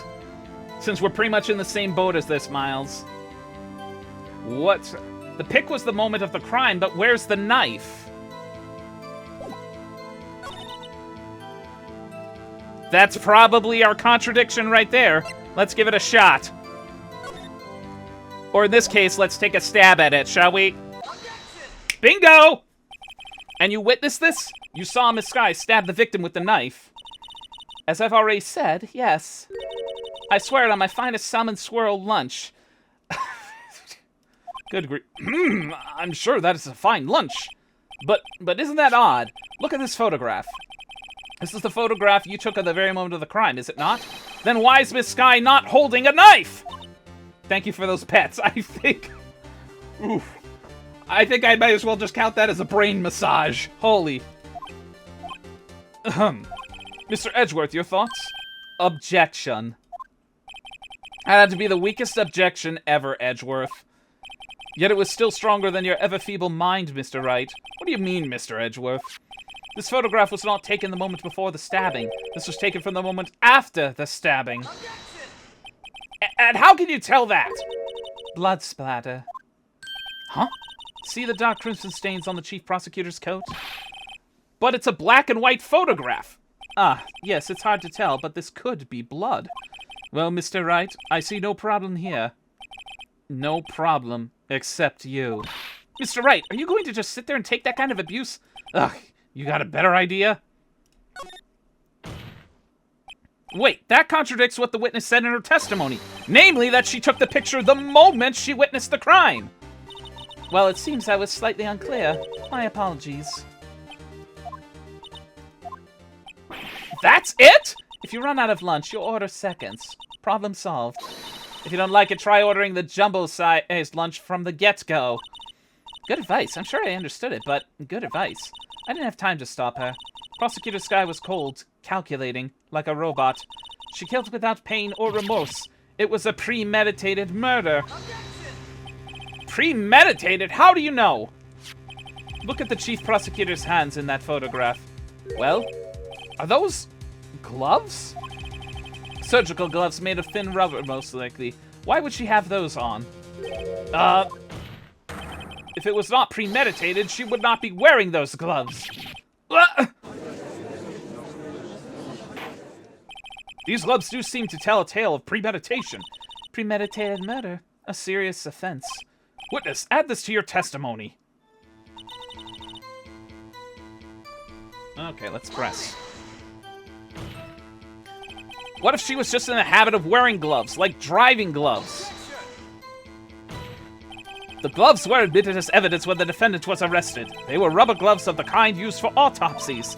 In other words, when the chief prosecutor came to the crime scene, she came to do the murder. It's only a possible conclusion one can make. Everything was planned. It was a premeditated crime. Impressive. I'm sorry. They took you off the force, Miss Starr. This is bad. She's got them all thinking this was all planned.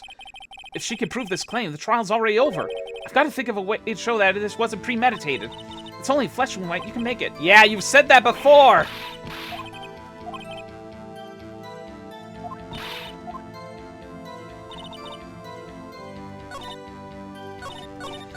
Okay, so there's got to be something else that's sticking out here. The rapid bangs are pretty much my mind at this moment. Ugh.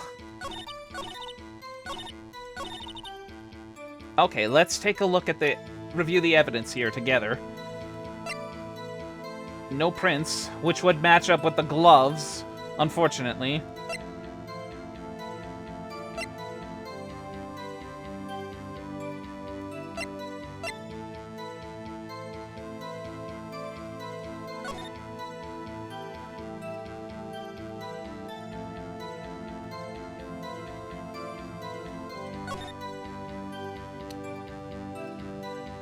I have a feeling that hitting the redial button would probably be better done later.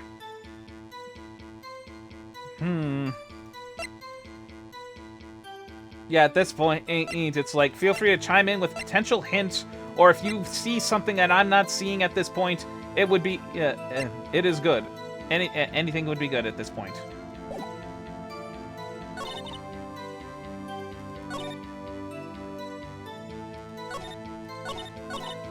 I don't know. There's got to be something in the court record on the planned murder speech. But there's no prints on the glove. But that's the thing, there's no prints. I mean, well, let me save here. This is tough. Wait. Yep. What's clicking in your mind, Miles?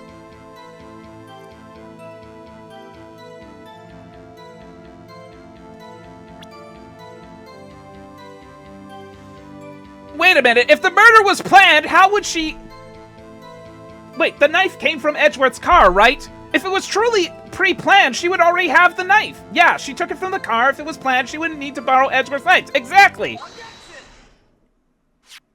Witness, do you know what this is? Are you trying to test me? I sell lunchboxes for a living, you know. That's a knife. The knife. The knife that was in Mr. Edgeworth's trunk. Indeed, it is my knife. What's with this case? The bloody murder weapon, a red car, all belonging to the prosecutor there? Oh god, the crowd is... The defendant is the chief prosecutor for the district, right? Mommy, are prosecutors bad people?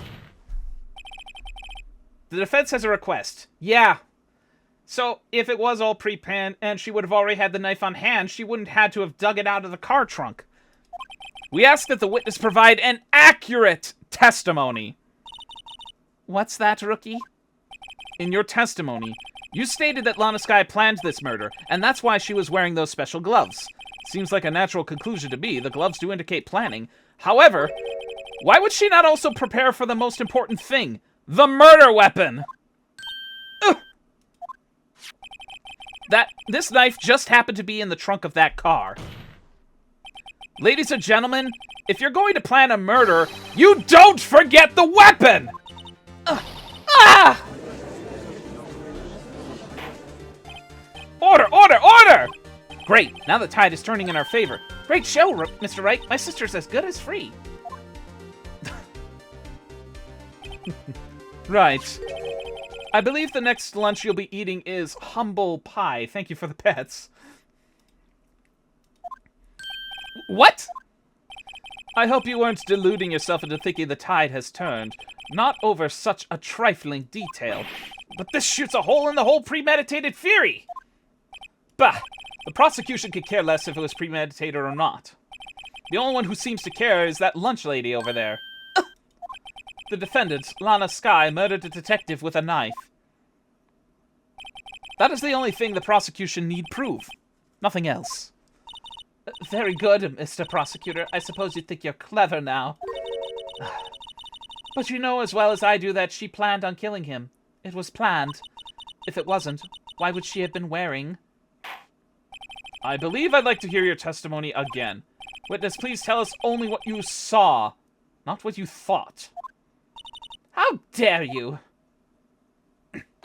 My powers of deduction are not to be underestimated. Really now. Angel's deduction. Oh boy, okay. Lana Skye intended to murder Detective Goodman. That's why she called the victim all the way to the prosecutor's office. I'm sure the chief prosecutor had a grudge against the victim. Nothing else could drive a human machine to plunge the knife in again and again. The victim was summoned from the police department to the prosecutor's office. It does sound a lot like premeditation, doesn't it? So, if I ordered pizza, does that mean I'm planning to kill the delivery boy? In any case, the defense may now cross-examine the witness. That's kind of a far-fetched thought there, Emma. But I have to admit, it's probably not that far-fetched. I think I see the contradiction. Alright, let's review and press carefully.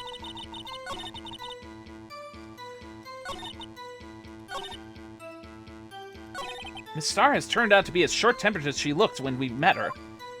Challenge your abilities as a detective really set her off. The short wick burns out the fastest is a scientific fact. I wonder, wouldn't it depend on the size of the candle? I mean, add more wax and even a really short wick will burn long. Obviously, more scientific testing is required. Alright, let's press and see if we can possibly see it here. You should have said that, but you haven't told us how you know. I was about to tell you, rookie. I believe what she just said was a mere prelude to the story she's about to tell. Try not to interrupt her again. Rookie. Never interrupt the storyteller. It's like pulling a bun out of the oven half-baked. Something's half-baked here, alright, and it's you! Try not to confuse the defense witness. They're not very quick on their feet. Now, why did you believe the suspect had intentions to murder the victim? Her actions speak for themselves. Okay, I think I have it clicking now. Let me save here.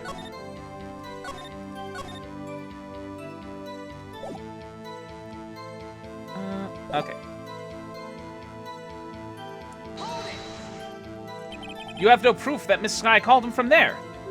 You have no proof that she didn't. But we can't prove a negative! That's the point! Mr. Edgeworth thought there is no record of a call made on the defendant, Miss Lana's phone. She might have written him a letter. Come on! You could have tried public phone first, at least. In any case, the victim came to the prosecutor's office when he was murdered. I'm sure he had a reason to be there. Witness, why do you think the suspect who summoned the victim that day?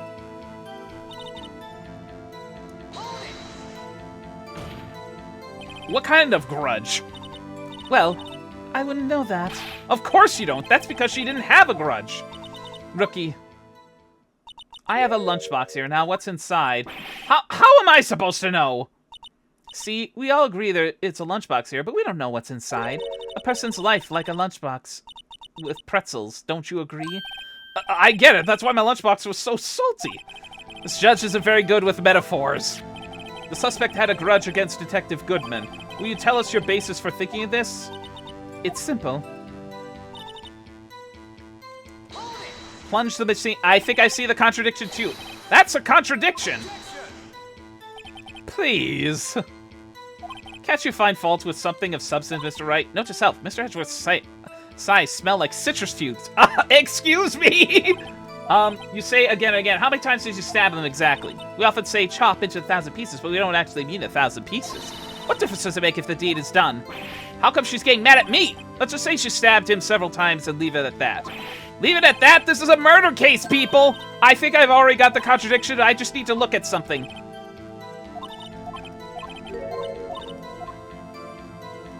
Let me...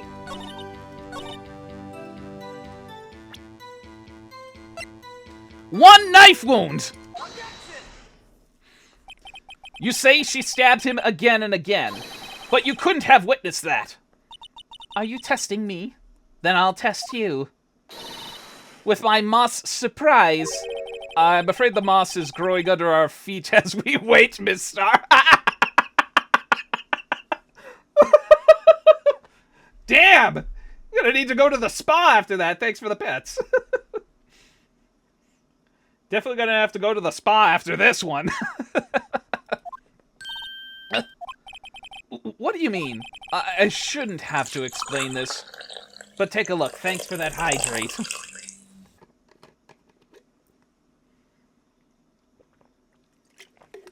Okay. I shouldn't have to explain this, but take a look.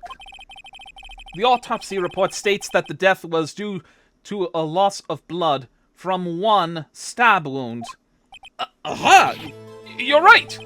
Good show, Mr. Edgeworth. What a hunk! He's my hero, really. What about my objection? No one noticed? Objection! Hey, Study, welcome on in, Truckin' Rebel. How are you doing today? And with cute emotes of my favorite bestie boy. Ooh. Mods, can we get a shout out to Truckin' Rebel? He's another streaming bean and deserves some love there. What about my objection? No one noticed? Well, witness? Oh, God! The hell is that lunch? You got the crime scene set, right? This lady, my God! Thanks for that shout out. This lady, jeez Louise. I'm sure she would give Hell's Kitchen a run for their money. This is just crazy with her lunch ideas. Oh, thanks. I always believed that no one could ever mistake ketchup for blood, but now I realize that such mistakes are possible. So you're saying you mistook something for blood? When she lifted her knife, I thought I saw blood at her breast. splattered from her victim. That's why I thought she must have stabbed him at least twice. Then tell us what you saw you thought was blood. Testify. Oh my god, this is still going on? Her red muffler looked like blood to me. That's how ghastly the whole scene was.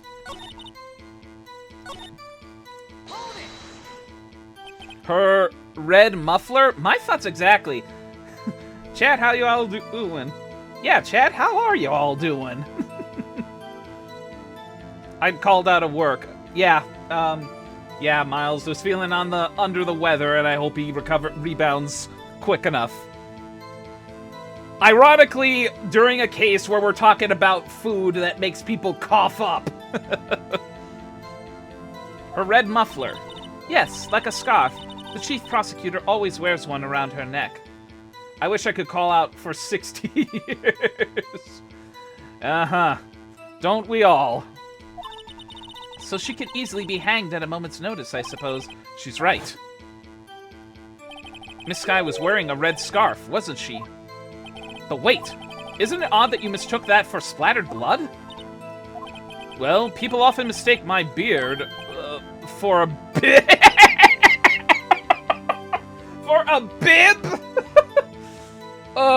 It would have been hilarious if there were still remnants of the lunch on that. Then it would, goddamn it, Judge, indeed.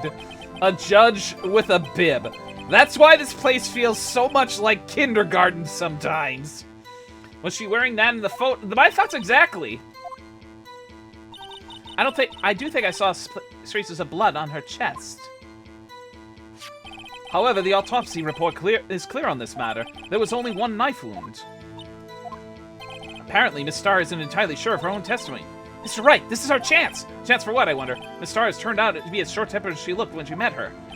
Challenge your abilities at... Yeah, now that I think about... That was the first thing I thought about. Okay, red muffler. Let's look at that picture once more. She's not wearing it! My beard's a flavor saver. I'd say the same about my mustache, but that's... Miss Starr, demand an explanation, Dick. Miss Starr, demand an explanation. Objection! I managed to catch the replay on the side here. The witness is clearly not suited for detective work. What?!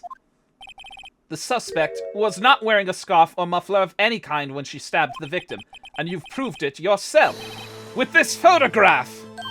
Huh? I guess even Edgeworth is even doubting it. But that can't be! Only a professional lunch lady could be so utterly clueless. Congratulations, perhaps you finally found your true calling in life. Harsh words, but good. In the end, Mr. Edgeworth prevails.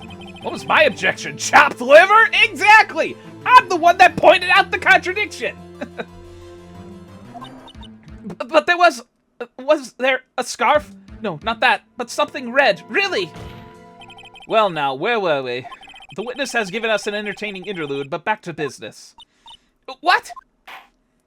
Very well, witness. Continue your testimony. Is this still going on? Holy crap, this is dragging.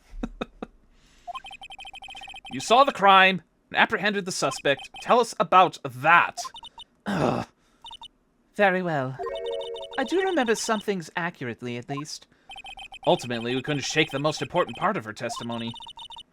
And you wonder why I don't like playing this case. Yeah, I mean, this is by this point, even in Turnabout Goodbyes, case number 4, even by this point, the trial would be done and done. Holy moly, this is really dragging. The part where your sister stabs the victim. This next testimony just might be the moment of truth. Will the music say so? Please. Yep, this is the crescendo.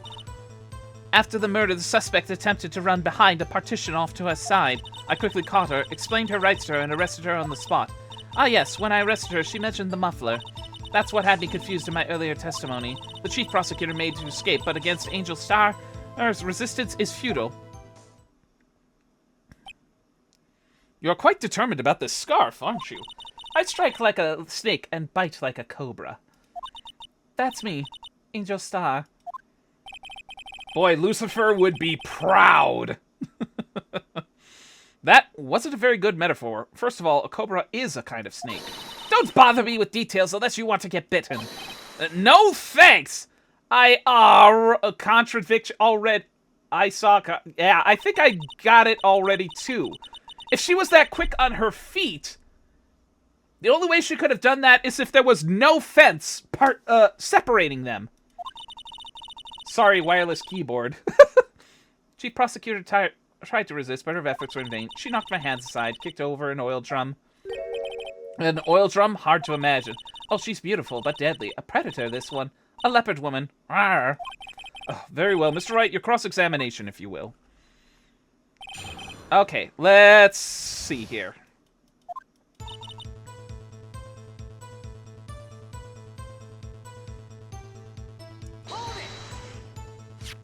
So where's this partition on the floor plans? I'm sure he means this wall next to the car.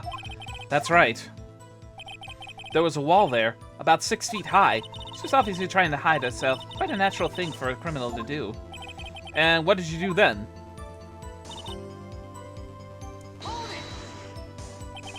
You say quickly, were you close to the suspect?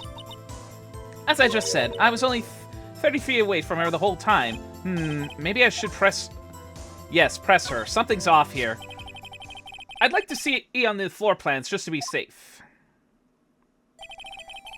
The Lunchland car was... She was a visitor, thus she was parked in B block. So you witnessed the murder from here. That would make it about 30 feet from the car, yes? Is that correct, Miss Starr? Yes, that's right. But there was a chain link fence in front of you. I went over it, of course. Amazing. The cough-up queen, lunch lady athlete indeed. It would have taken her a little time to climb over the fence, so she couldn't have gotten to my sister that fast. Yeah, that fence about 9 feet high, too. And I highly doubt she would have been that athletic to be able to leap over... No, she did the fuck not. Exactly. Something is not right. So how did Miss Sky not get away? She was already there.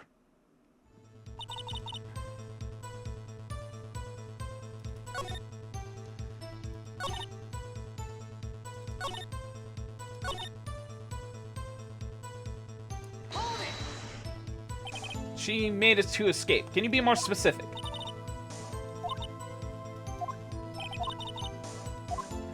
So the contradiction, I think, has to do with the earlier statement about her making a quick arrest. If she wanted to escape, why didn't she run the other way? The parking lot entrance. That's right. It doesn't make any sense that she would run from behind the partition to the oil drums.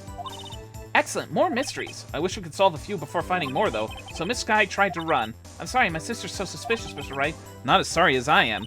But she didn't do it. You have to believe me.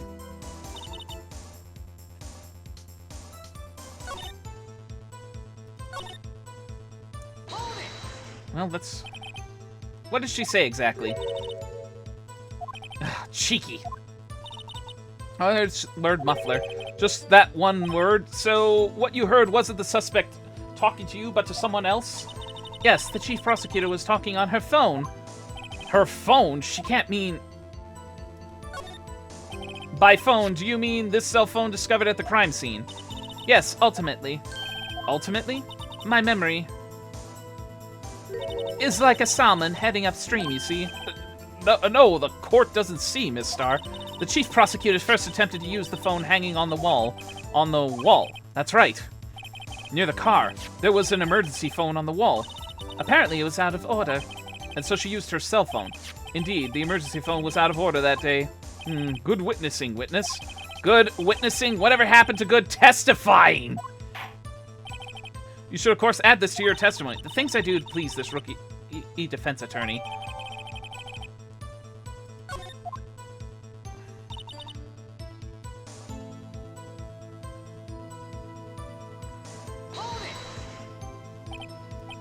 Do you think you could restate your testimony for the court? Aha! I was going to ask the same thing. I only say this one time, so listen close, looky. Wait. Yeah, let's see what she says first.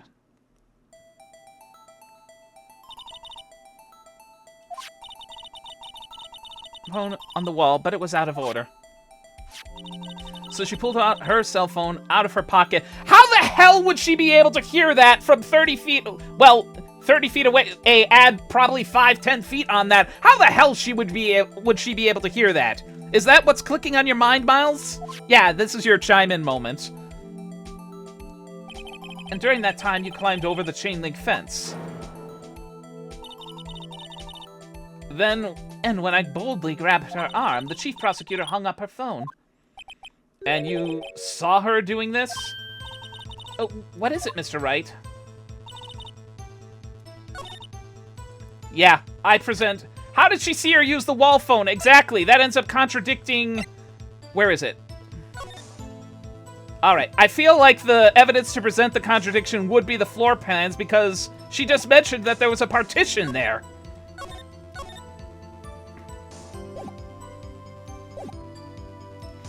Present the floor plans. Miss Starr, I have to conclude that you have a personal grudge against Miss Lana Skye. The witness is a former detective. Her testimony is unmarred by person of bias. Well, who would have thought you would be my knight in shining armor, prosecutor? You who, together with the chief prosecutor, kicked me out 2 years ago. Well, Miss Starr, this is a fatal contradiction with your testimony. How do you explain this? I don't know what you're talking about. Mess with me, and I'll make you cough it all up. Oh boy. Let's look at the floor plans. You said you witnessed the crime from this point. However, if that's all true, you couldn't possibly have seen Miss Skye making that phone call with either the public phone or her cell phone. I believe you see what I'm getting at. That emergency phone was on the backside of this partition. If indeed you were in B block, you couldn't have seen it! What? Order! What is the meaning of this? It's simple, Your Honor. She's not coughing up lunch. She's coughing up lies! Ugh. That's quite a claim, Mr. Wright. Perhaps you will allow me a question? Tell us exactly what lie this witness had told the court. Here's where the counterattack begins. I can't afford to get this wrong. The witness lied about...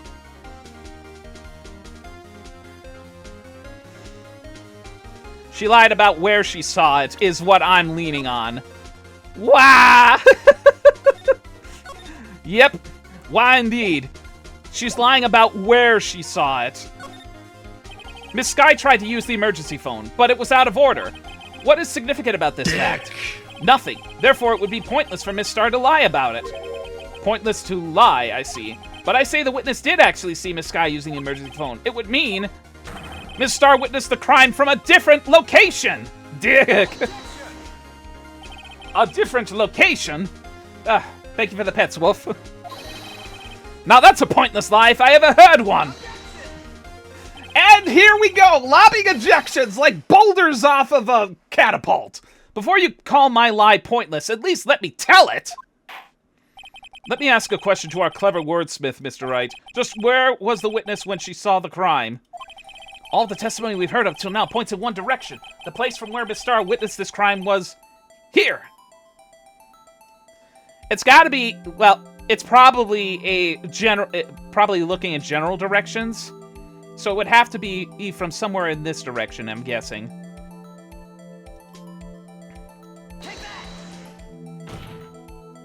If she was here, she could see the emergency phone. That's true. That solves the mystery.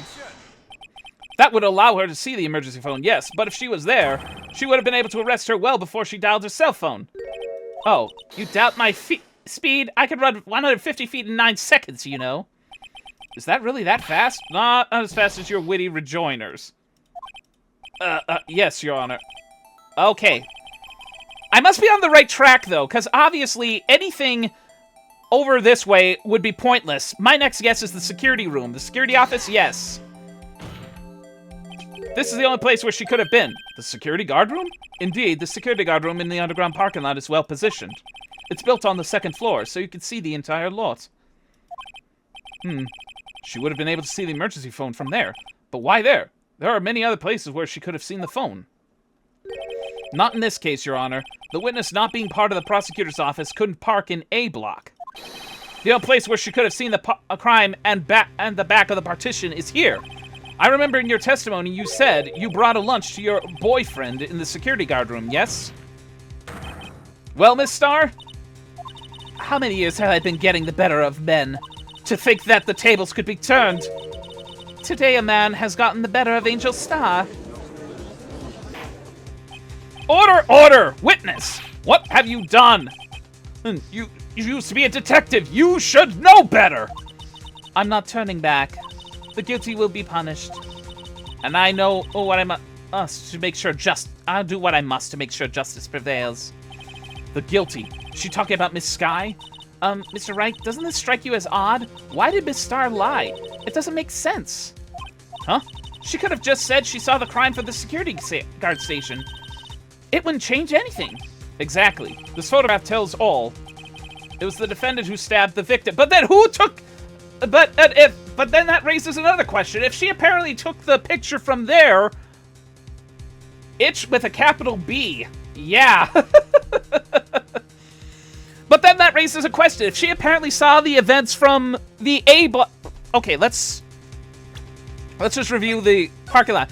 If she was able to see the events clearly, that she was able to get her try the public phone, try her cell phone from here, she's a dick. Then who took the picture from here?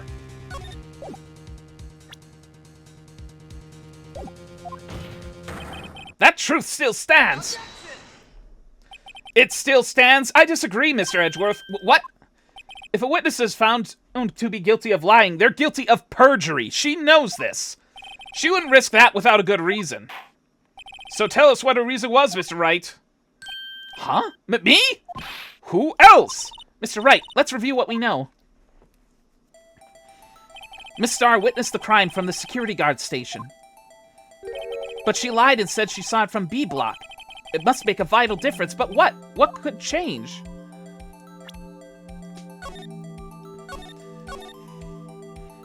Alright. It would be the angle of the view to the crime. If I'm viewing it correctly about this picture, what I just said earlier. Why the angle at which she saw the crime would occur would change. The angle? What do you mean? Well, the security guard station is on the second floor, and, she would have had sort of a more 3D view of the crime. And this is important. Why? What? Mr. Wright, let's review what we know. Distance. Okay, I got my conjecture mixed up.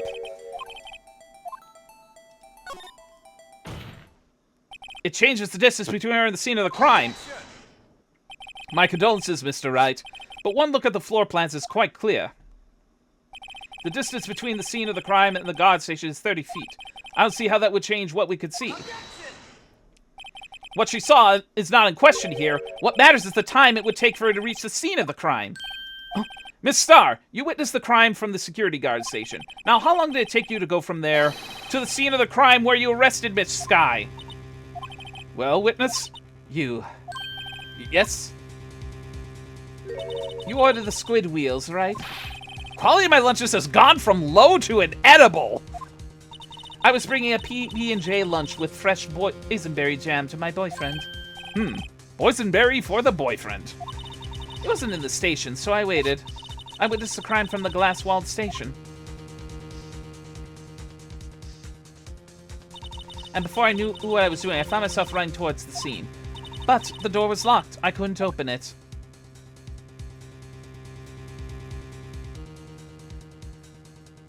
That's an awful lot of running. That's why I had to go through the visitors' parking in B block. That's quite a detour. It's probably took me at least 5 minutes to get to the scene of the crime. 5 minutes? This changes things considerably. But it was that woman over there in the defendant's chair who stabbed him. I know it. I have photographic evidence. I swear it. I swear it on my finest plastic spork. You have a point, and the spork is a wonderful invention. Would you like another caviar lunch? Absolutely. Oh, for Pete's sake, Judge! The quick save in the case of oopsies. Yeah, for sure. Mr. Wright, you've got to do something. Do I have any evidence to stop this? Dick. Yeah.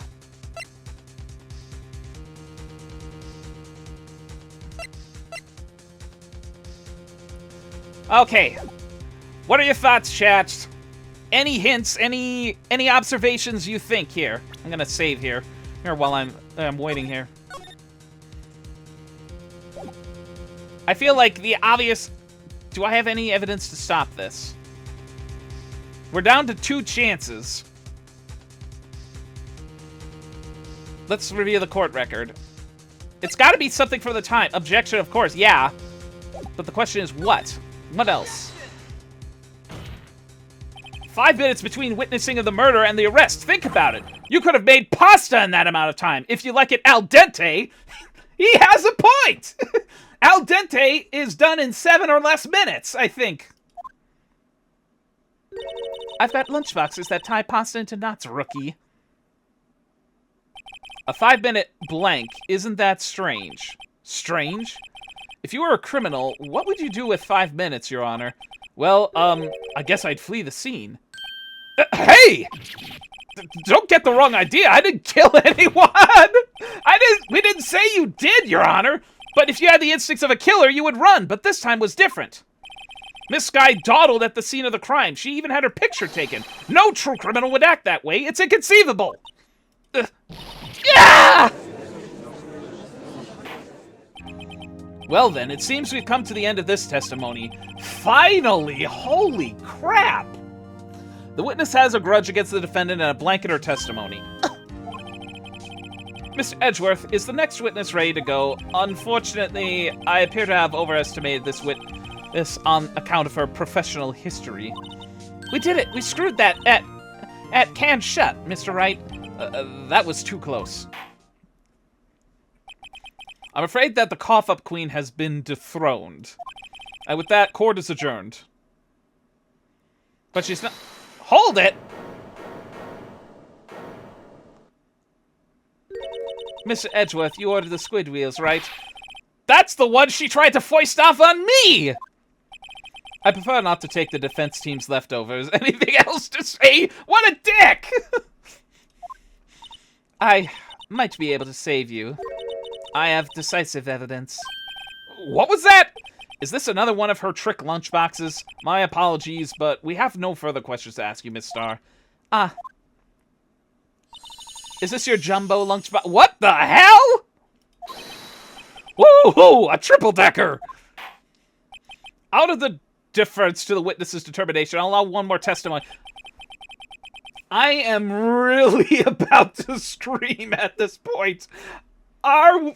Yeah. Sheesh. Like the lunch and motto says, you won't be disappointed. What is she going to pull out of her lunchbox this time? Decisive evidence. Oh boy, this is really stressing my pain. I can see why a lot of people want a memory hole, and now I think your criticisms of this last chapter is really starting to hold up. I should have mentioned those 5 minutes when I wasn't looking at the crime scene. And now, to the matter of the victim's shoe. Did I not bring this up? 2 types of blood were found on this shoe. One was, of course, the victim's, and the other blood type matched that of the defendant, Miss Lana Skye. This shoe proves it. It's flawless, decisive evidence. What? There was blood, but the circumstance. If she didn't do the crime, maybe she tried to resuscitate the man, and failing to do so, tried to call for help. There was blood on that shoe. Try Lunchland for all your lunch and decisive evidence needs. Witness, what's the meaning of this? Why is this the first time I've heard of this evidence? Simple, as I've already said. I don't trust you with evidence, Mr. Edgeworth. That's why I took the liberty of investigating this myself. And you had blood tests performed? Didn't I mention? I have 3 boyfriends in forensics. What a slut! In any case, Your Honor, I can't accept this as evidence. What? You must know the 2 rules of evidence law. Rule number 1, no evidence shall be shown without the approval of the police department. In other words, this shoe is illegal evidence, at least for the time being. Isn't that right, Mr. Edgeworth? It seems so. Edgeworth sure is celebrating. Not so fast, Mr. Edgeworth. Don't forget, I used to be a detective. As I mentioned previously, this shoe has already been tested by a member of the forensics department. And, as you can see, it was approved by the police department as of today. Even the general public can produce official evidence, Mr. Edgeworth. Isn't that right, Mr. Wright? It seems so. Edgeworth is sure looking pretty sullen. You could at least study some law evidence, really! The prosecution's complaints notwithstanding, it appears that this evidence satisfies the first rule of evidence law. However, it seems you have yet another count against you, witness. Anything to ensure that the guilty are properly judged? White enamel shoe bears traces of blood from Goodman and Skye. Very well, Mr. Wright, you may cross-examine the witness. Oh boy, this is really dragging. And unfortunately, I think the length of it is really starting to offset the, at least with the first 4 cases, you had, like, yeah, there was moments of tension, but they were paced well enough to where you could have, like, your high moments of realization and then have, like, a calming transition. This now feels like you're trying to bang your head against the wall. Bitch wants to be perfect just as bad, if not worse, than Von Karma. A point.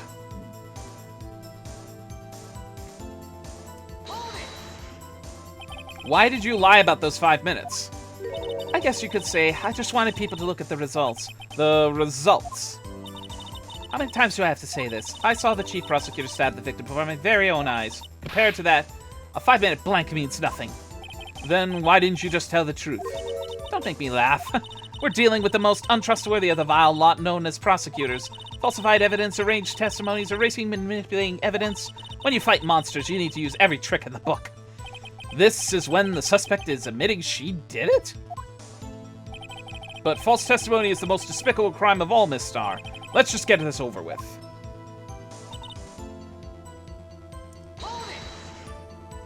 And you found this shoe at the scene of the crime? I detained the chief prosecutor and notified the police department. I wanted to make myself useful while I was waiting for the police to arrive. So, like an ill-trained pooch, you snuck off with the shoe. Oh, man!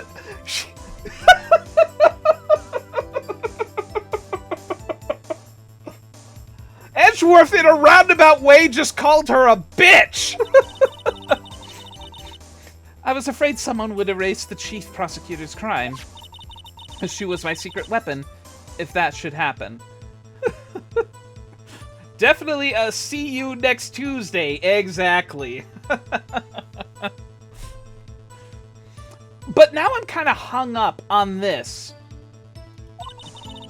See, this fashionable basket I have here, you can examine the shoe, by the way, yeah.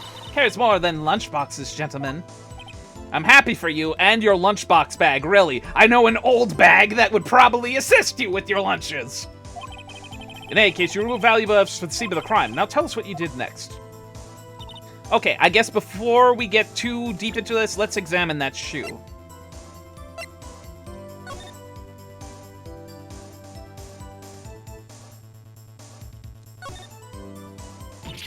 Ah, there's blood here too! On the sole of the shoe, it's gotta be the victim's. He must have stepped in a puddle of his own blood. All this blood, it's horrible. This blood might be an important clue.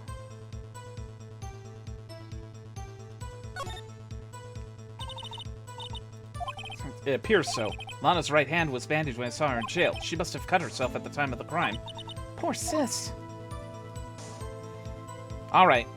So the fact that there's blood on the bottom of the shoe is an important detail.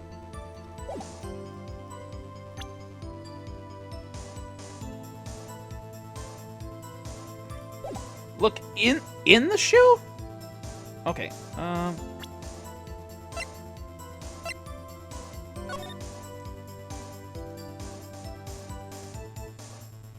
Nope. Just a void. Just an empty black void. Okay, so the only important evidence on here was the blood. And, yeah, oh, never mind. So yeah, the fact that he stood in his own blood tells me that he was... Okay, that evidence is playing... That little detail about the evidence is playing a significant role here. But let's press and see what we can get out of here.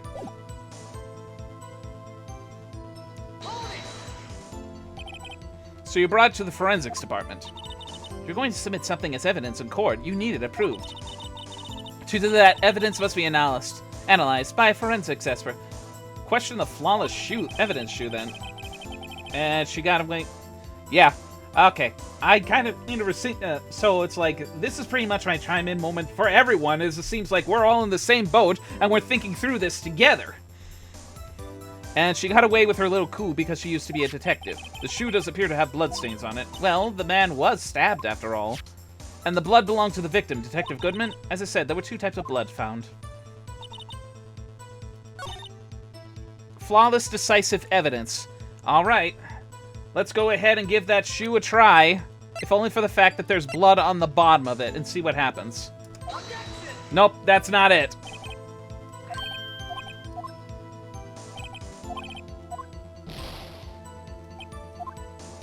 Okay, that was not it. I can't let this evidence go through without a fight. What the hell is that? You ordered the peppered fish guts, right? Some like it hot, Mr. Wright. Some like your client. She's in enough hot water to make a whole vat of soup.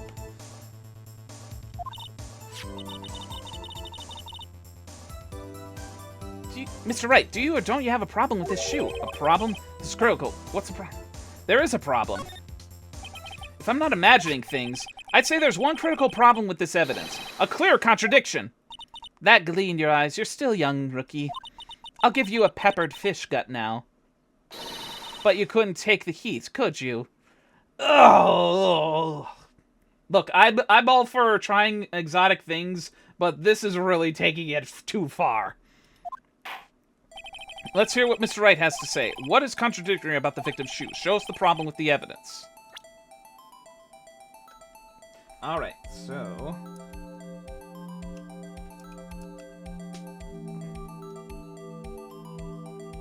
Take that!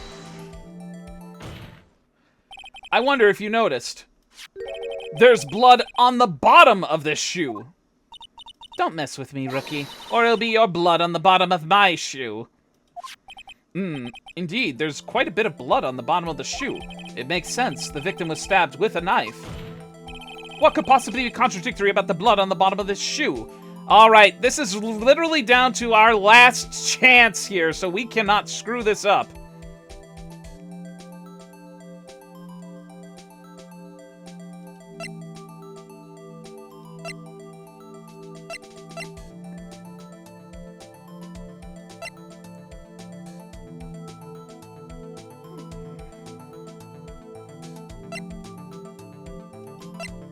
Yeah, I mean, Lana was not wearing white shoes, but they did mention that it was the photo.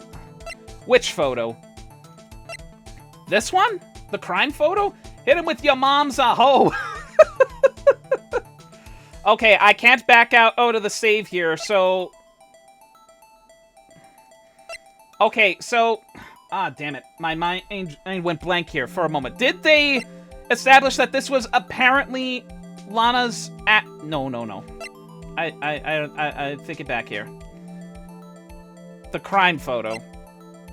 Well, let's hope you're right here. Yeah, because she's wearing black shoes, but I completely forgot, and you're free to refresh me on this. Did they establish that this was apparently Lana's shoe or Goodman's shoe? That's the thing I want. I think I remember. Go ahead. Chime in, Miles. What do you think?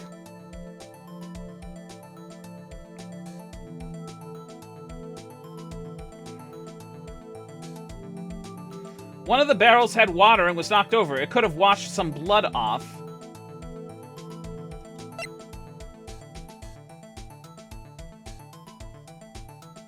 Let's check that floor plan.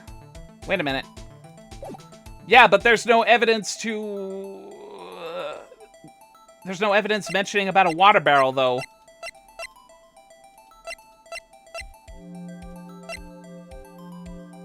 barrel shows up in the crime photo?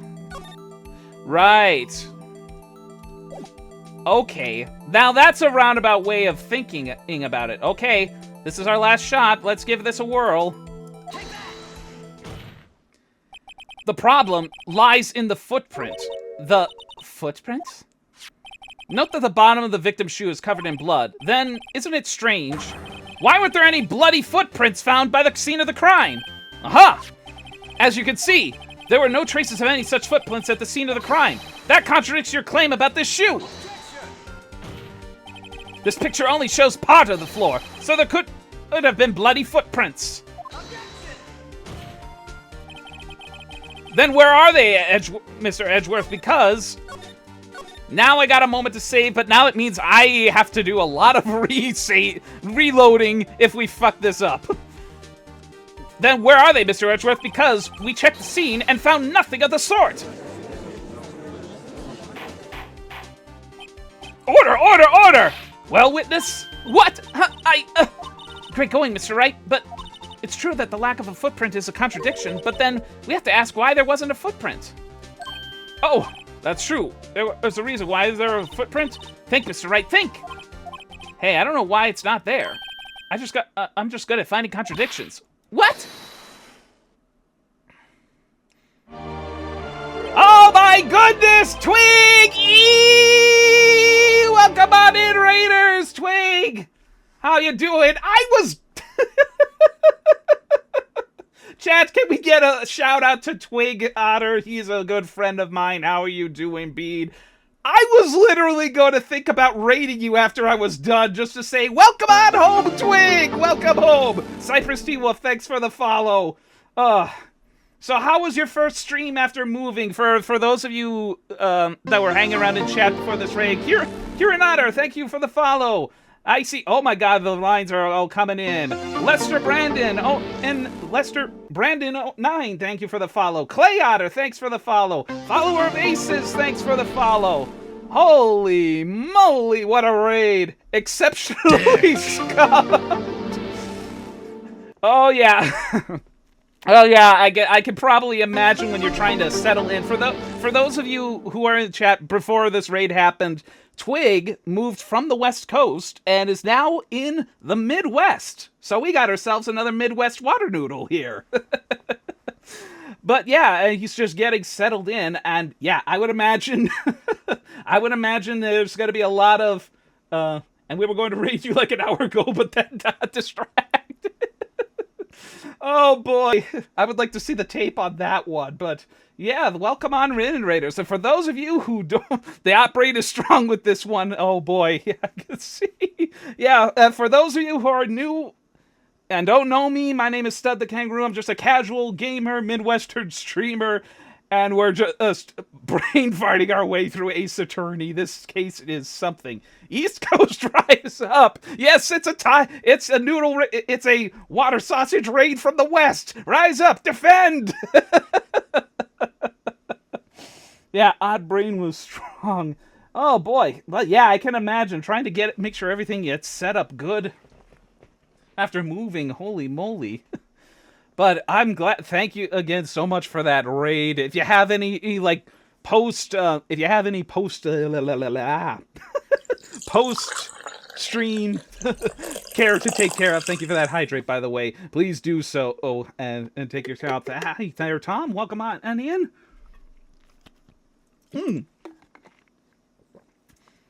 Gotta fix this stuff. I hope you managed to work it out well. But yeah, speaking of those followers, I just noticed, literally, just looking at my screen, I just remembered, we managed to break over 100 followers. Yay! Now, what for the next number after that? Well, that's going to be an interesting thought there. Let's go, indeed. 101. Well, now we're sitting at 106. I'm definitely going to try and aim for 200 followers there. Anyway. Now, where were we? I see. Now I get it. 200. Get what? Our witness is more devious than I gave her credit for. We were hoodwinked to the very end. But she slipped. There is one vital hint to the truth of her testimony.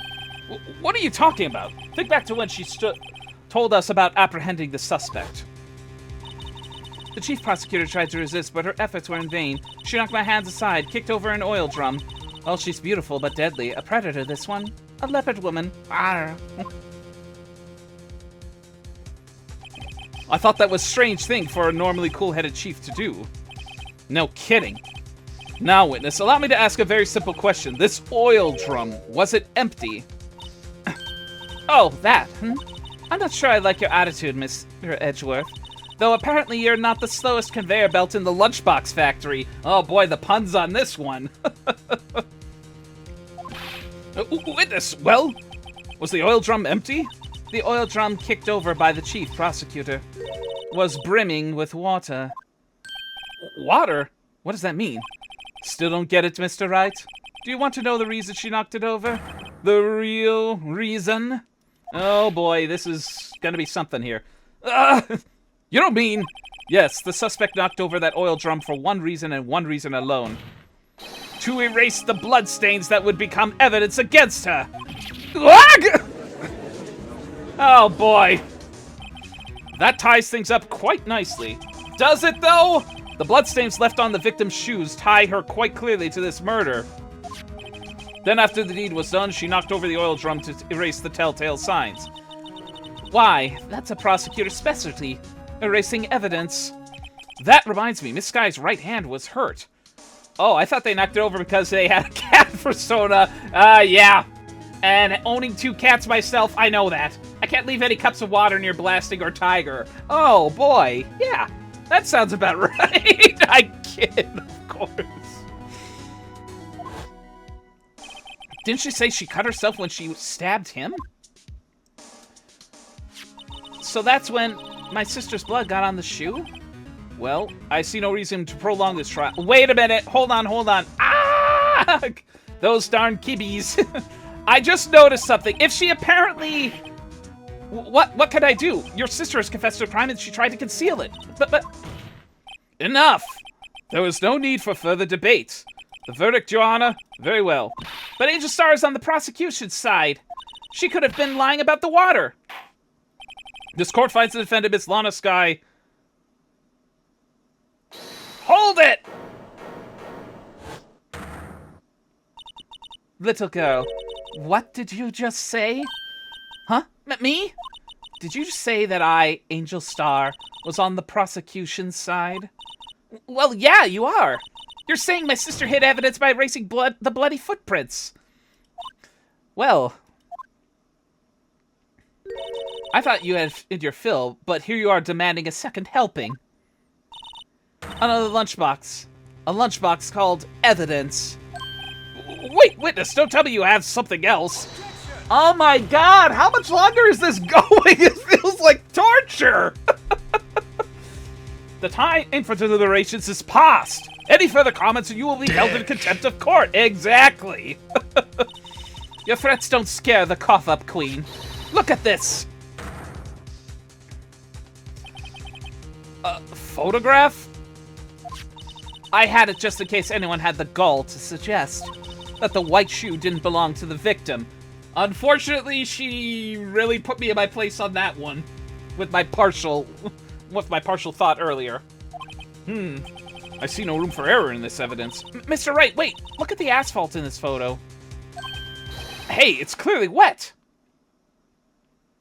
These games really don't use 10 words when 1,000 will do. Yep. Hey, it's clearly wet! Erasing the last trace of doubt from the court's mind. Immediately after the murder, the crime scene was washed with water.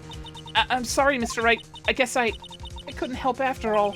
It's not your fault. I knew I couldn't win this case from the beginning. And it seems this is what your sister wanted anyway.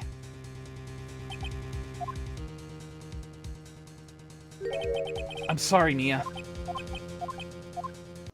Right. Wet or not, don't be so quick to throw in the towel. Get yourself off of the asphalt. Take another good look. Don't give up. Not until the bitter edge. There's something about the photo. Did that photo happen to get added in? Okay, it has not, so I guess we'll look at it. Do not give up until the bitter end. This is the last piece of evidence. Very well. This time I'd like to declare a verdict for good.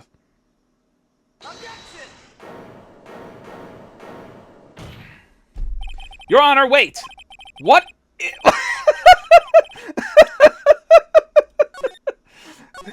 the judge is now starting to get... So in other words, Metal Gear. The shoes are different Wait, no, Judge, fuck you. I'd like to pass a verdict. No, Judge, fuck you. Even the judge is kind of like twisted on this whole thing, this utter insanity of a length here. What is it with you people? Can't I hand down my verdicts in peace anymore? Ugh, whatever it is, can it wait? No, it can't. Then it will be too late. Look at this photograph, the last one submitted. This trial isn't over until we give each piece of evidence proper consideration. So, Wright, are you saying there's a problem with this latest piece of evidence? Yeah, I'll think later. Yep. Shoot, yeah. Yeah, there's a problem. Right or wrong, I've got to go ahead with this. Okay, can we review the shoe quickly here? Unless I'm looking into unless I'm looking into too thick thing? No, you might be onto something here. Because this is clearly a shoe from the right foot. There's something else in the pic I saw. Yeah, let's take a look together, chat, and see if we can find this. Because I'm down to my last life, and my brain is getting fried from this trial. Right or wrong, I gotta go ahead with this. I suppose since we've come this far, we should give every claim a fair shake. Unless we're looking at things too much. Hey, you and me both trucking. We seem to share similar minds when it comes to overthinking stuff. Very well, Mr. Wright. Show the court the problem in this photograph.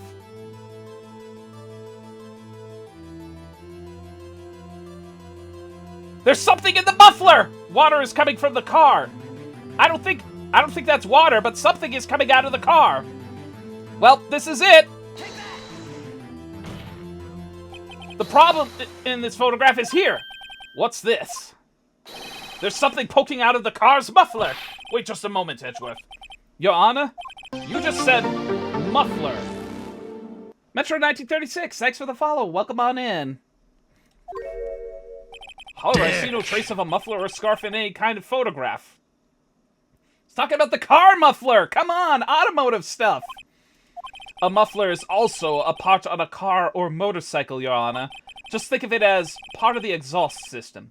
A pipe. I see, and I see. What's that suspicious-looking cloth sticking out of the car's muffler? So what if there's something sticking out of the muffler? What does that have to do with this case? Nothing. Absolutely nothing. Sorry, Miss Starr, but it's not going to be that easy. In fact, you've already told us why this is important to the case. You said as much in your testimony. What? Let's hear what Mr. Wright has on his mind. Thank you for that hydrate, Miles.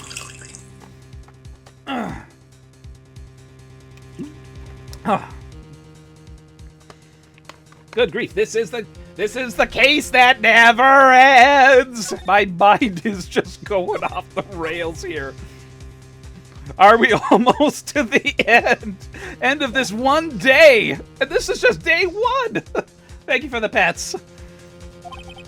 Tell us why you think this piece of cloth in the muffler is related to this case. It was the phone. Miss Starr, recall your testimony for the court. Ah, yes, when I arrested her, she mentioned the muffler. That's what had me confused in my earlier testimony. Muffler? Ah! Yeah! Could it be that the muffler you heard mentioned was actually this exhaust pipe? If so, that means this piece of cloth is vital evidence!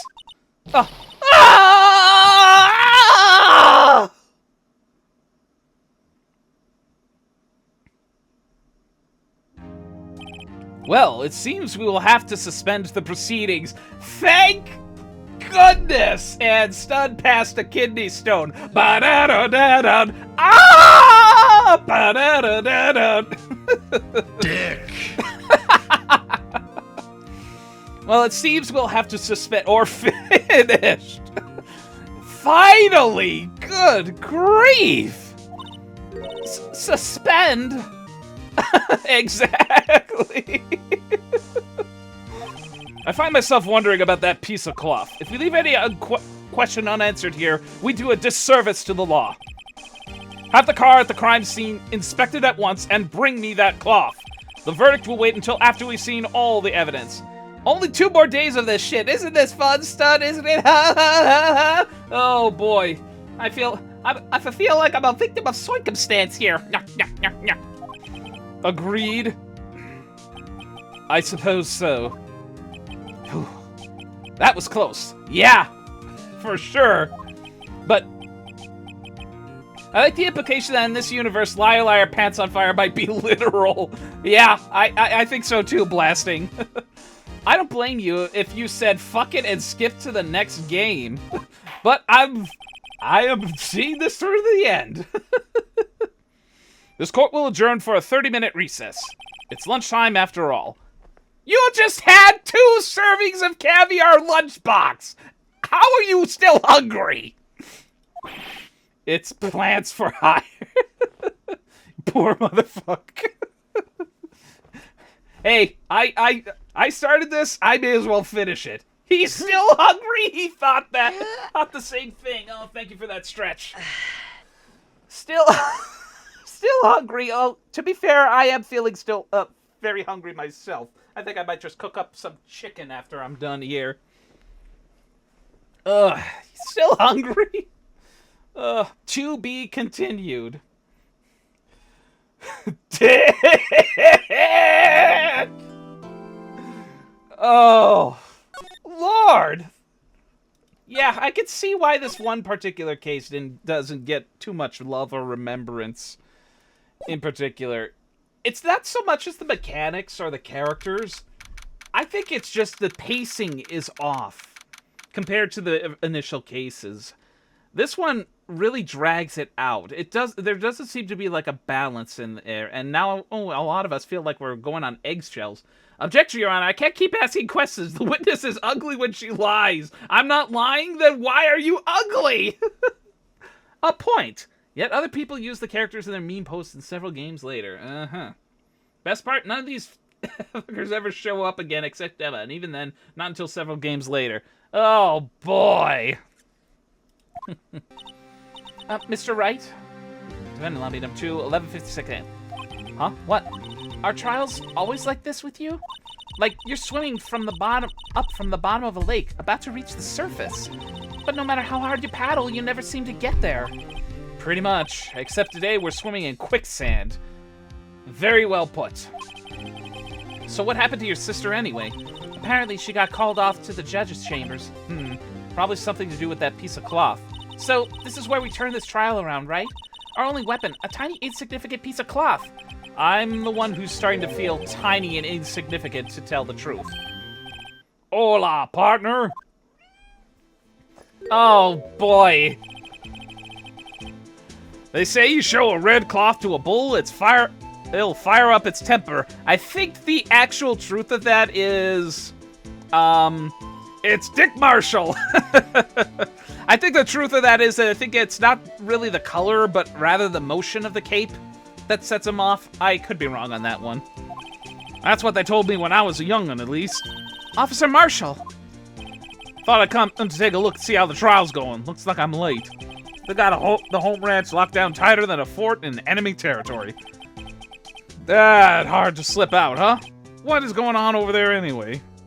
Oh, I got my voice. That's hard to slip out, huh? That hard to slip out, huh? What's going on over there anyway? All the police I've seen these last 2 days have been really on edge. Won't you go on enough on your plate without worrying about other people, compadre? You should be worrying about the chief prosecutor's taste in mufflers, for example. Officer Marshall? The whole muffler thing didn't have anything to do with scarves. She wasn't even wearing a scarf. You don't say. Now, don't that just beat all? I've seen the red bleeds roll at her slender neck many a time. I saw it that day, too. She was wearing a red muffler. What? At the awards ceremony that afternoon. Edgeworth's seen it too, I reckon. What does that mean? In the photograph taken at the crime scene, she wasn't wearing a scarf. So, Miss Starr wasn't mistaken. Well, it's about time. Remember, partner, sometimes you gotta grab the bull by the horns. Sometimes you just gotta let that bull go where it will. Time will tell. Ugh. I have a bad feeling about this. Can we please, yes, suspend proceedings until tomorrow, not 30 minutes? I have a feeling like I'm still hanging by a thread. So, what are we swimming in now, Mr. Wright? If it's steak sauce, I can hook you up with some fine ribs. Ooh-wee. And we're back in the courtroom. Order in the court! Grab it by the balls, you'll have its attention. I'd like to resume. What's up? The judge keeps looking over at the prosecution. Is something wrong, Mr. Edgeworth? Your face is blue, your lips are purple, you're sweating bullets. Uh-oh. Balls mentioned. Steak? No! You need more bullet. That furrowed brow, those grinding teeth, those watery eyes. What's more, your eyes are unfocused. You're doubled over. Your back is bent. This can't happen! I wonder what happened to Mr. Edgeworth. Well then, I believe it's time we continue with the trial. No! Was that investigation scene from earlier? That it? Oh god. During our I missed what happened. Let me see on the replay. During our recess, I had the prosecutor. Stop! This is unacceptable! It seems our prosecutor is quite beside himself. Excuse me. Knock, knock. Who's there?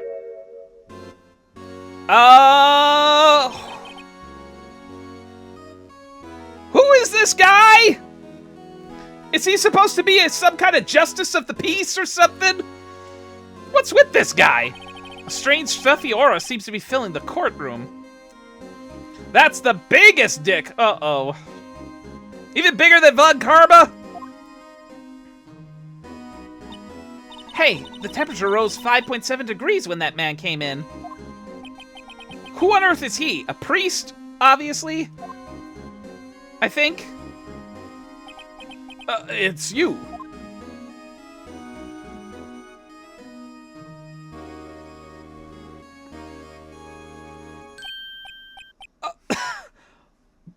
What?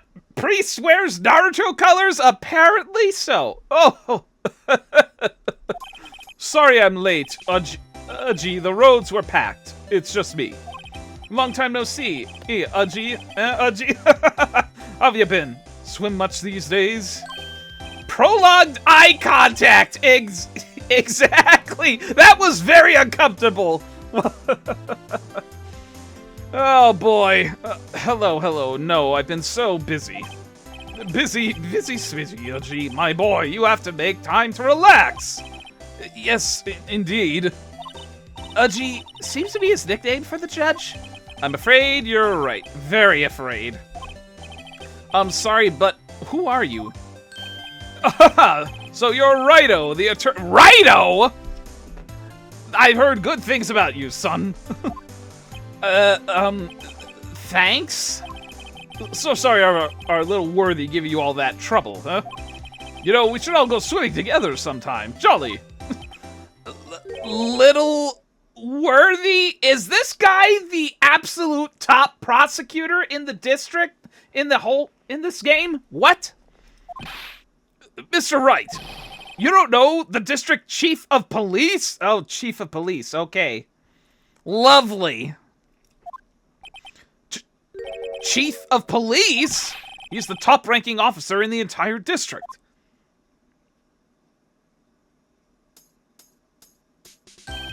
Name's Gant. Damon Gant. Pleased to meet you, everyone. Edgeworth little son. Oh. Little son. A balm to soothe the ache. Oh, boy. And I'm the big son here. Pleased to meet you, everyone. Damon Gant. So, to... Big dick, indeed! To what do we owe this honor today? It's been over 2 years since you last came to the courtroom, hasn't it? Oh, goddamn, yeah.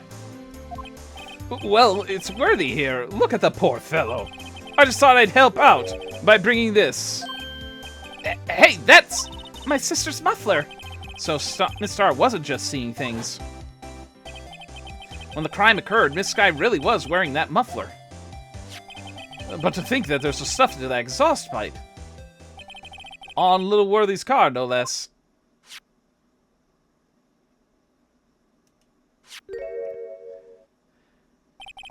It's really quite embarrassing, even for us. And what is this? What's this? It's what you'd call a switchblade knife. Quite perplexing, this. Chief! What kind of outfit are you running? Mr. Edgeworth? How could they miss such a vital piece of evidence? If your investigators are this lax, how do you expect us to do our job? Now, wait a minute, Worthy. I've no desire to hear your excuses. I'm telling you to wait. Or did you hear me? Have a look at this document, where it says person in charge of investigation. There's no mistaking that signature, is there? Miles Edgeworth? That's not fair! On the day of the crime, I had... Your head in the clouds because you got not that award. I know how you feel. But you're the person in charge.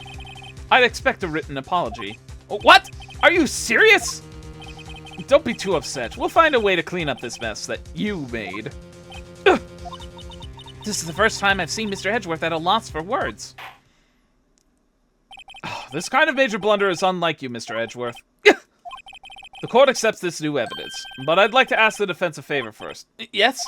Just to be sure, I'd like to take a look at the blade of this knife. The blade, Your Honor? I don't see why not. Could you open it up for me, I wonder? Yes, well, I think all you have to do is push that switch and... If I cut my finger, Mr. Wright, I wouldn't be able to pound my gavel anymore. Oh, brother. Yeah, but if I cut my finger, I wouldn't be able to point it at people anymore. Yeah! Try shouting objection with a stubby hand! Come on, just hurry up and open it. Stumps work. Alright.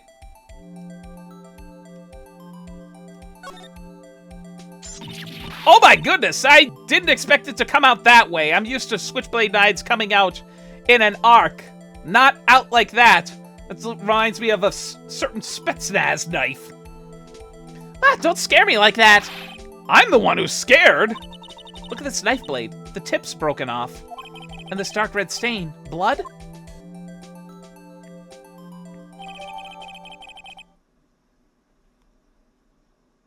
Wait a second. What's that tag on there? SL92. That's a true switchblade. Okay, hold on a moment. Now I'm curious.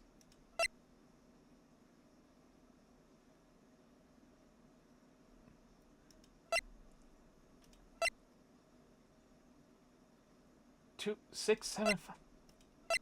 6, 7, 5. It matches Goodman's note. But why? This does not excuse the actions of the police department. I would like to hear an explanation from the chief of police himself. I'm terribly sorry, but could I ask you for testify about the split between the prosecutors and the police and this knife? Sure thing. Not a problem. Not even a little one, really. Ah! So the Switch 2 is a knife. Fuck, Nintendo went hardcore. I thought we would have an investigative break at this point. This is torture. This knife is special, but I can't say how. Oh, here. Oh, thank you for those pets. Unless there's evidence to prove a connection between this knife and Goodman. This was a bad day for the department. We weren't in any shape to do an investigation. A detective was killed at the police department, see? What a mess! The time of the crime, 5:15. Scary coincidence, eh? It's not officially linked to this here case, so I can't talk much about it. I think I see a connection. What, between the stationery I pointed out, Goodman's stationery that happened to have... There was a murderer at the police department, a detective? That's hush-hush information, Oji. We haven't exactly announced it yet. Stop being in my head. I guess I have Rue ESP. I haven't exactly announced it yet. Wait a second. You said 5:15. That's the exact time that Detective Goodman was killed at the prosecutor's office.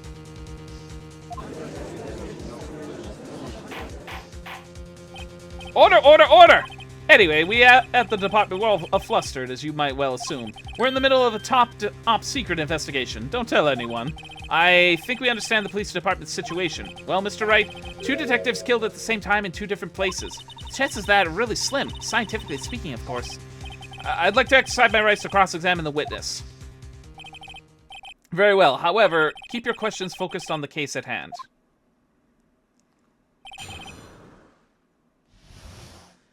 Okay, before I continue, Miles, is this, would this technically be considered, quote-unquote, day 2? We're not at that landmine within the push function yet?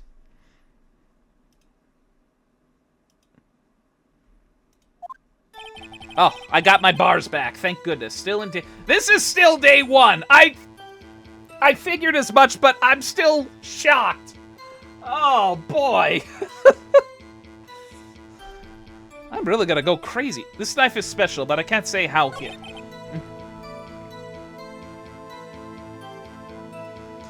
Okay, at this point, I feel like... Okay, let me go ahead and save first. Breathe, man, breathe. I'm trying. Unless there's a connection between Knife and Goodman, I feel like this is where we... It just goes on and on, my friend. It's the trial that never ends. Some other shit and stuff. This is the only thing I can think of. Wait a second. At last, an honest-to-goodness objection. This knife. This has to have something to do with Detective Goodman. What do you mean? An honest-to-goodness, what do you mean from Udgy? This is great. This guy... Oh, come on. A foghorn, you wait, sir! Look at the tag on this knife. It reads SL92. And this is important. He's a fruitcake Pringle. And this is important. Why?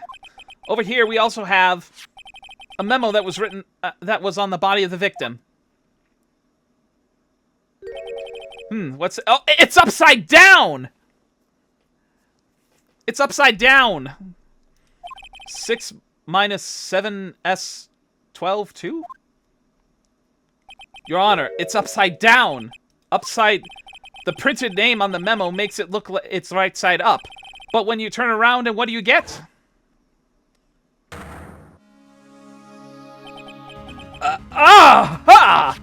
Whoever wrote this note was holding the paper upside down.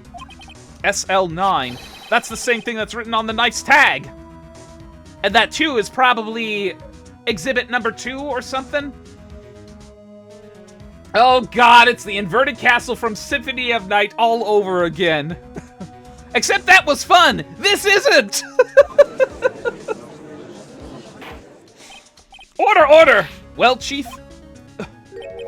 well, I guess the cat's out of the bag. You win, Righto. I win? Oh my god, he said his name is not fun. Chat said this game's not fun. Get it, chat, get him! No! This case isn't fun! The game is fun up until this case! Mo, I choose you! Oh no, she's already in the other room sleeping. That ain't happening. I win. What game is this guy playing? Not this one, apparently. This knife was evidence in a case. It was stolen from the department's evidence room.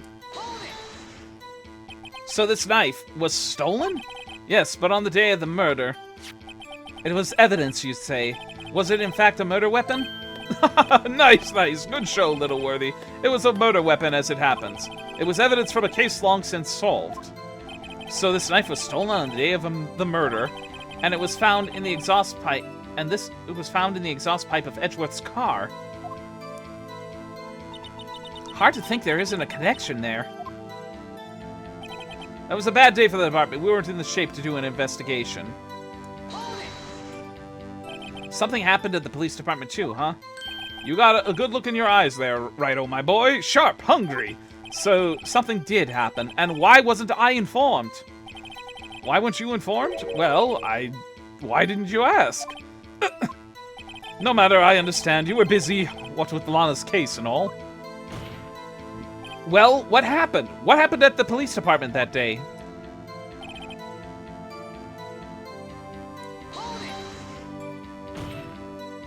On the same day that detective was killed in the prosecutor's parking lot, another detective was killed at the police department? That's a fact. Surprising, isn't it, Dudgy? I'm at a loss for words. And the perpetrator? Do you have a suspect? Well, there was a suspect. Just arrested him, in fact. Just arrested? That was quick. But there's still a lot of unanswered questions. Maybe you could help, Righto? I suppose I could help if you help me by giving me data on your case. Oh, good one. This kid's sharp. Okay, here's the deal. I'll tell you one thing and one thing only.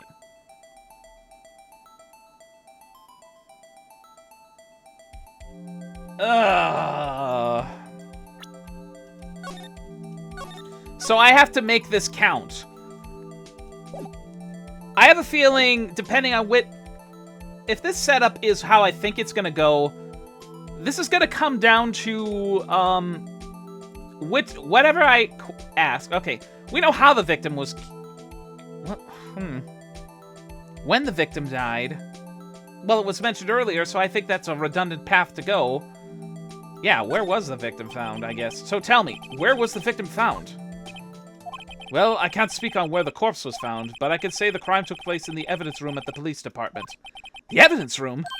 Wait a second. I've heard of that. The evidence room. Didn't he mention that in his testimony just now?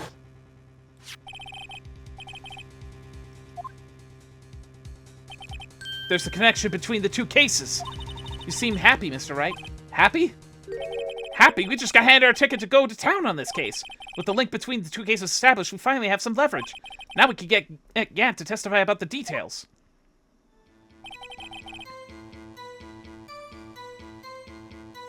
It's not officially linked to this here case, so I can't talk much about it. Bull crap. I'm gonna take a wild guess. We present the knife itself. No, damn it. Okay, do I just press on it then? Press first, okay. I jumped the gun. Chief, the defense position is simply this. The connection between these two cases has already been proven. You don't say. Well, out with it, Wright. What's your connection? Yes, out with it, Mr. Wright. The connection is a place mentioned in the testimony we just heard. The knife found in the lot was stolen from the police department's evidence room. Not to mention, the victim had on him the case number of the knife's evidence tag. And we also know that the detective murdered at the police department was killed in that very same evidence room. Indeed. There do seem to be too many connections for it to be a coincidence. Oh, for Pete's sake, man! You two make a good pair. Is he suggesting that Wright and Edgeworth kiss? I said Edge.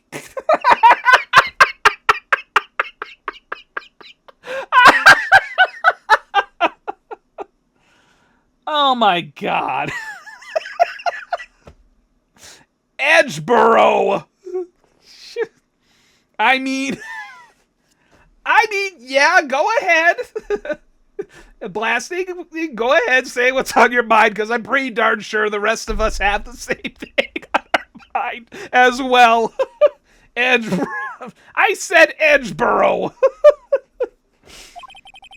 Took my two men 2 days to figure out what you deduced right here. Chief!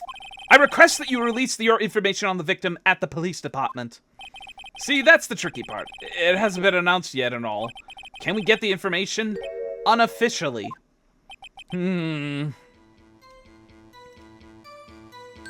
Sure, why not? It's unofficial after all. What? Really?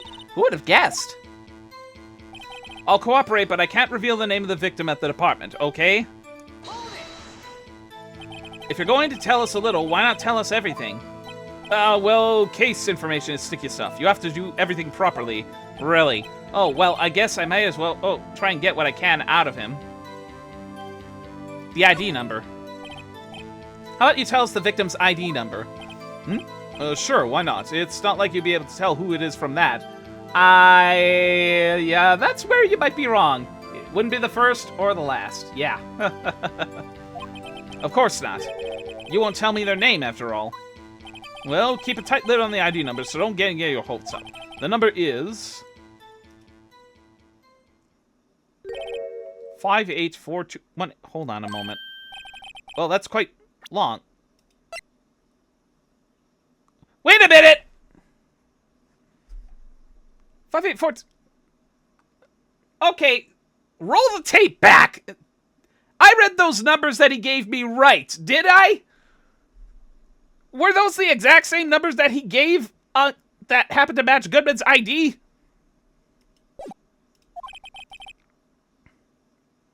We have to remember. Yes!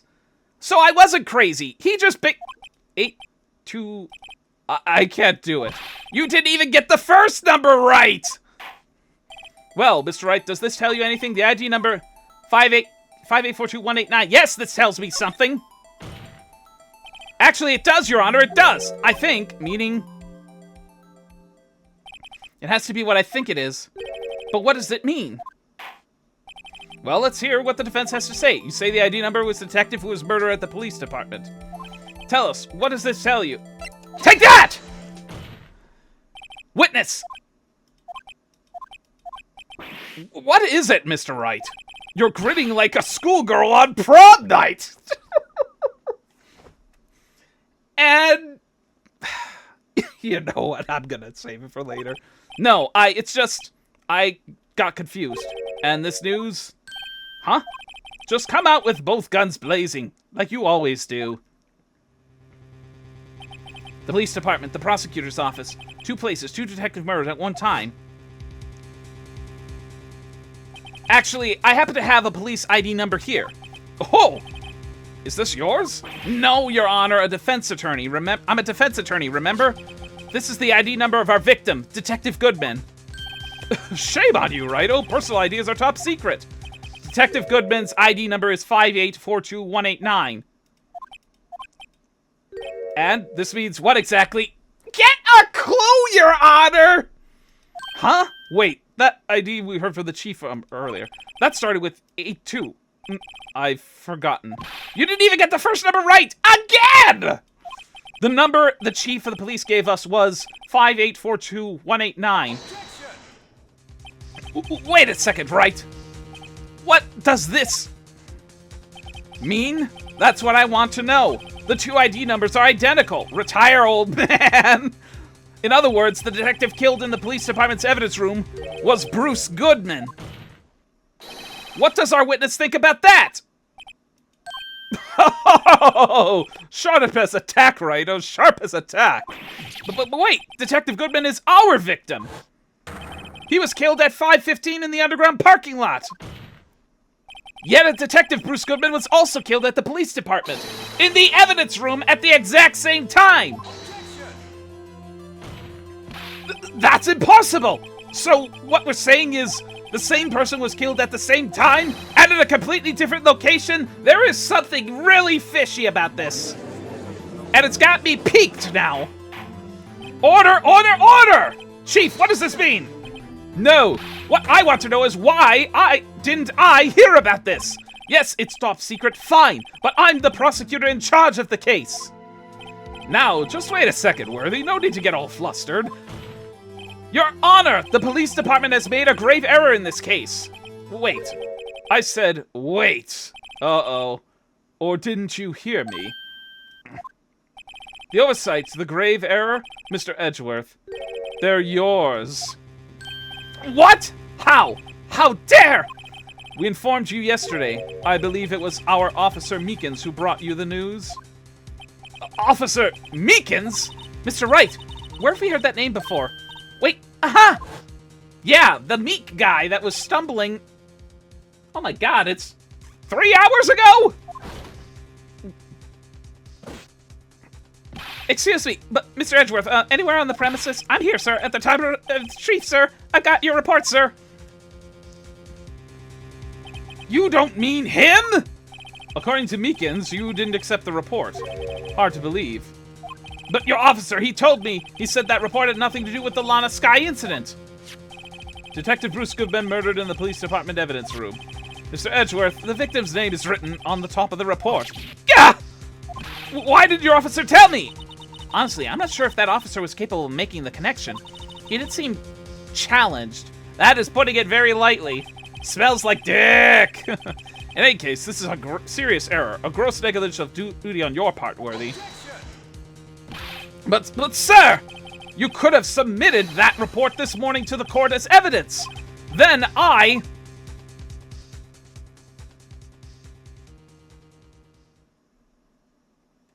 Hello? No such luck this time, Worthy. Or should I say, unworthy. What? Now, what was the second rule of evidence law? Well, Mr. Wright? Huh? Oh, well, it's rule number 2. Unregistered evidence presented must be relevant to the case on trial. And how is this rule relevant? Normally, you'd submit a list of evidence to be used in court before the trial. This report wasn't on that list. So, what does this mean? I couldn't submit this evidence until a connection was proven in court. The connection was just proven by Wrighto over there. Good job, Wrighto, my boy. Huh? I was just doing my job. No. No!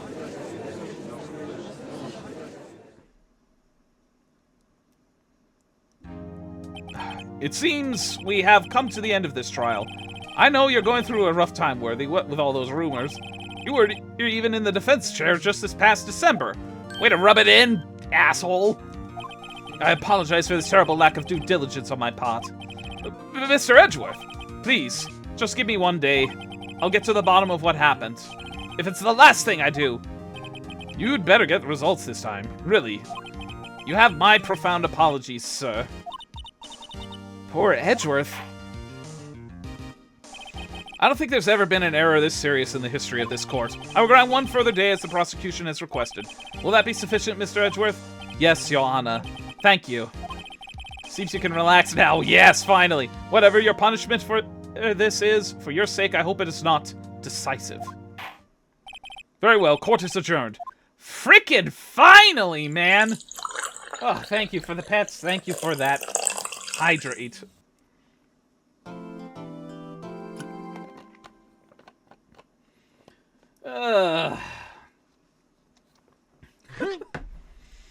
And a stretch on top of that. Ah, jeez Louise. That was something. As I said before, I think I've now just basically hit the wall and realized, yeah, I can see why this particular case in this game did not get too much love or recognition. But we finally got through day 1. That took all streaming to do so. Holy moly.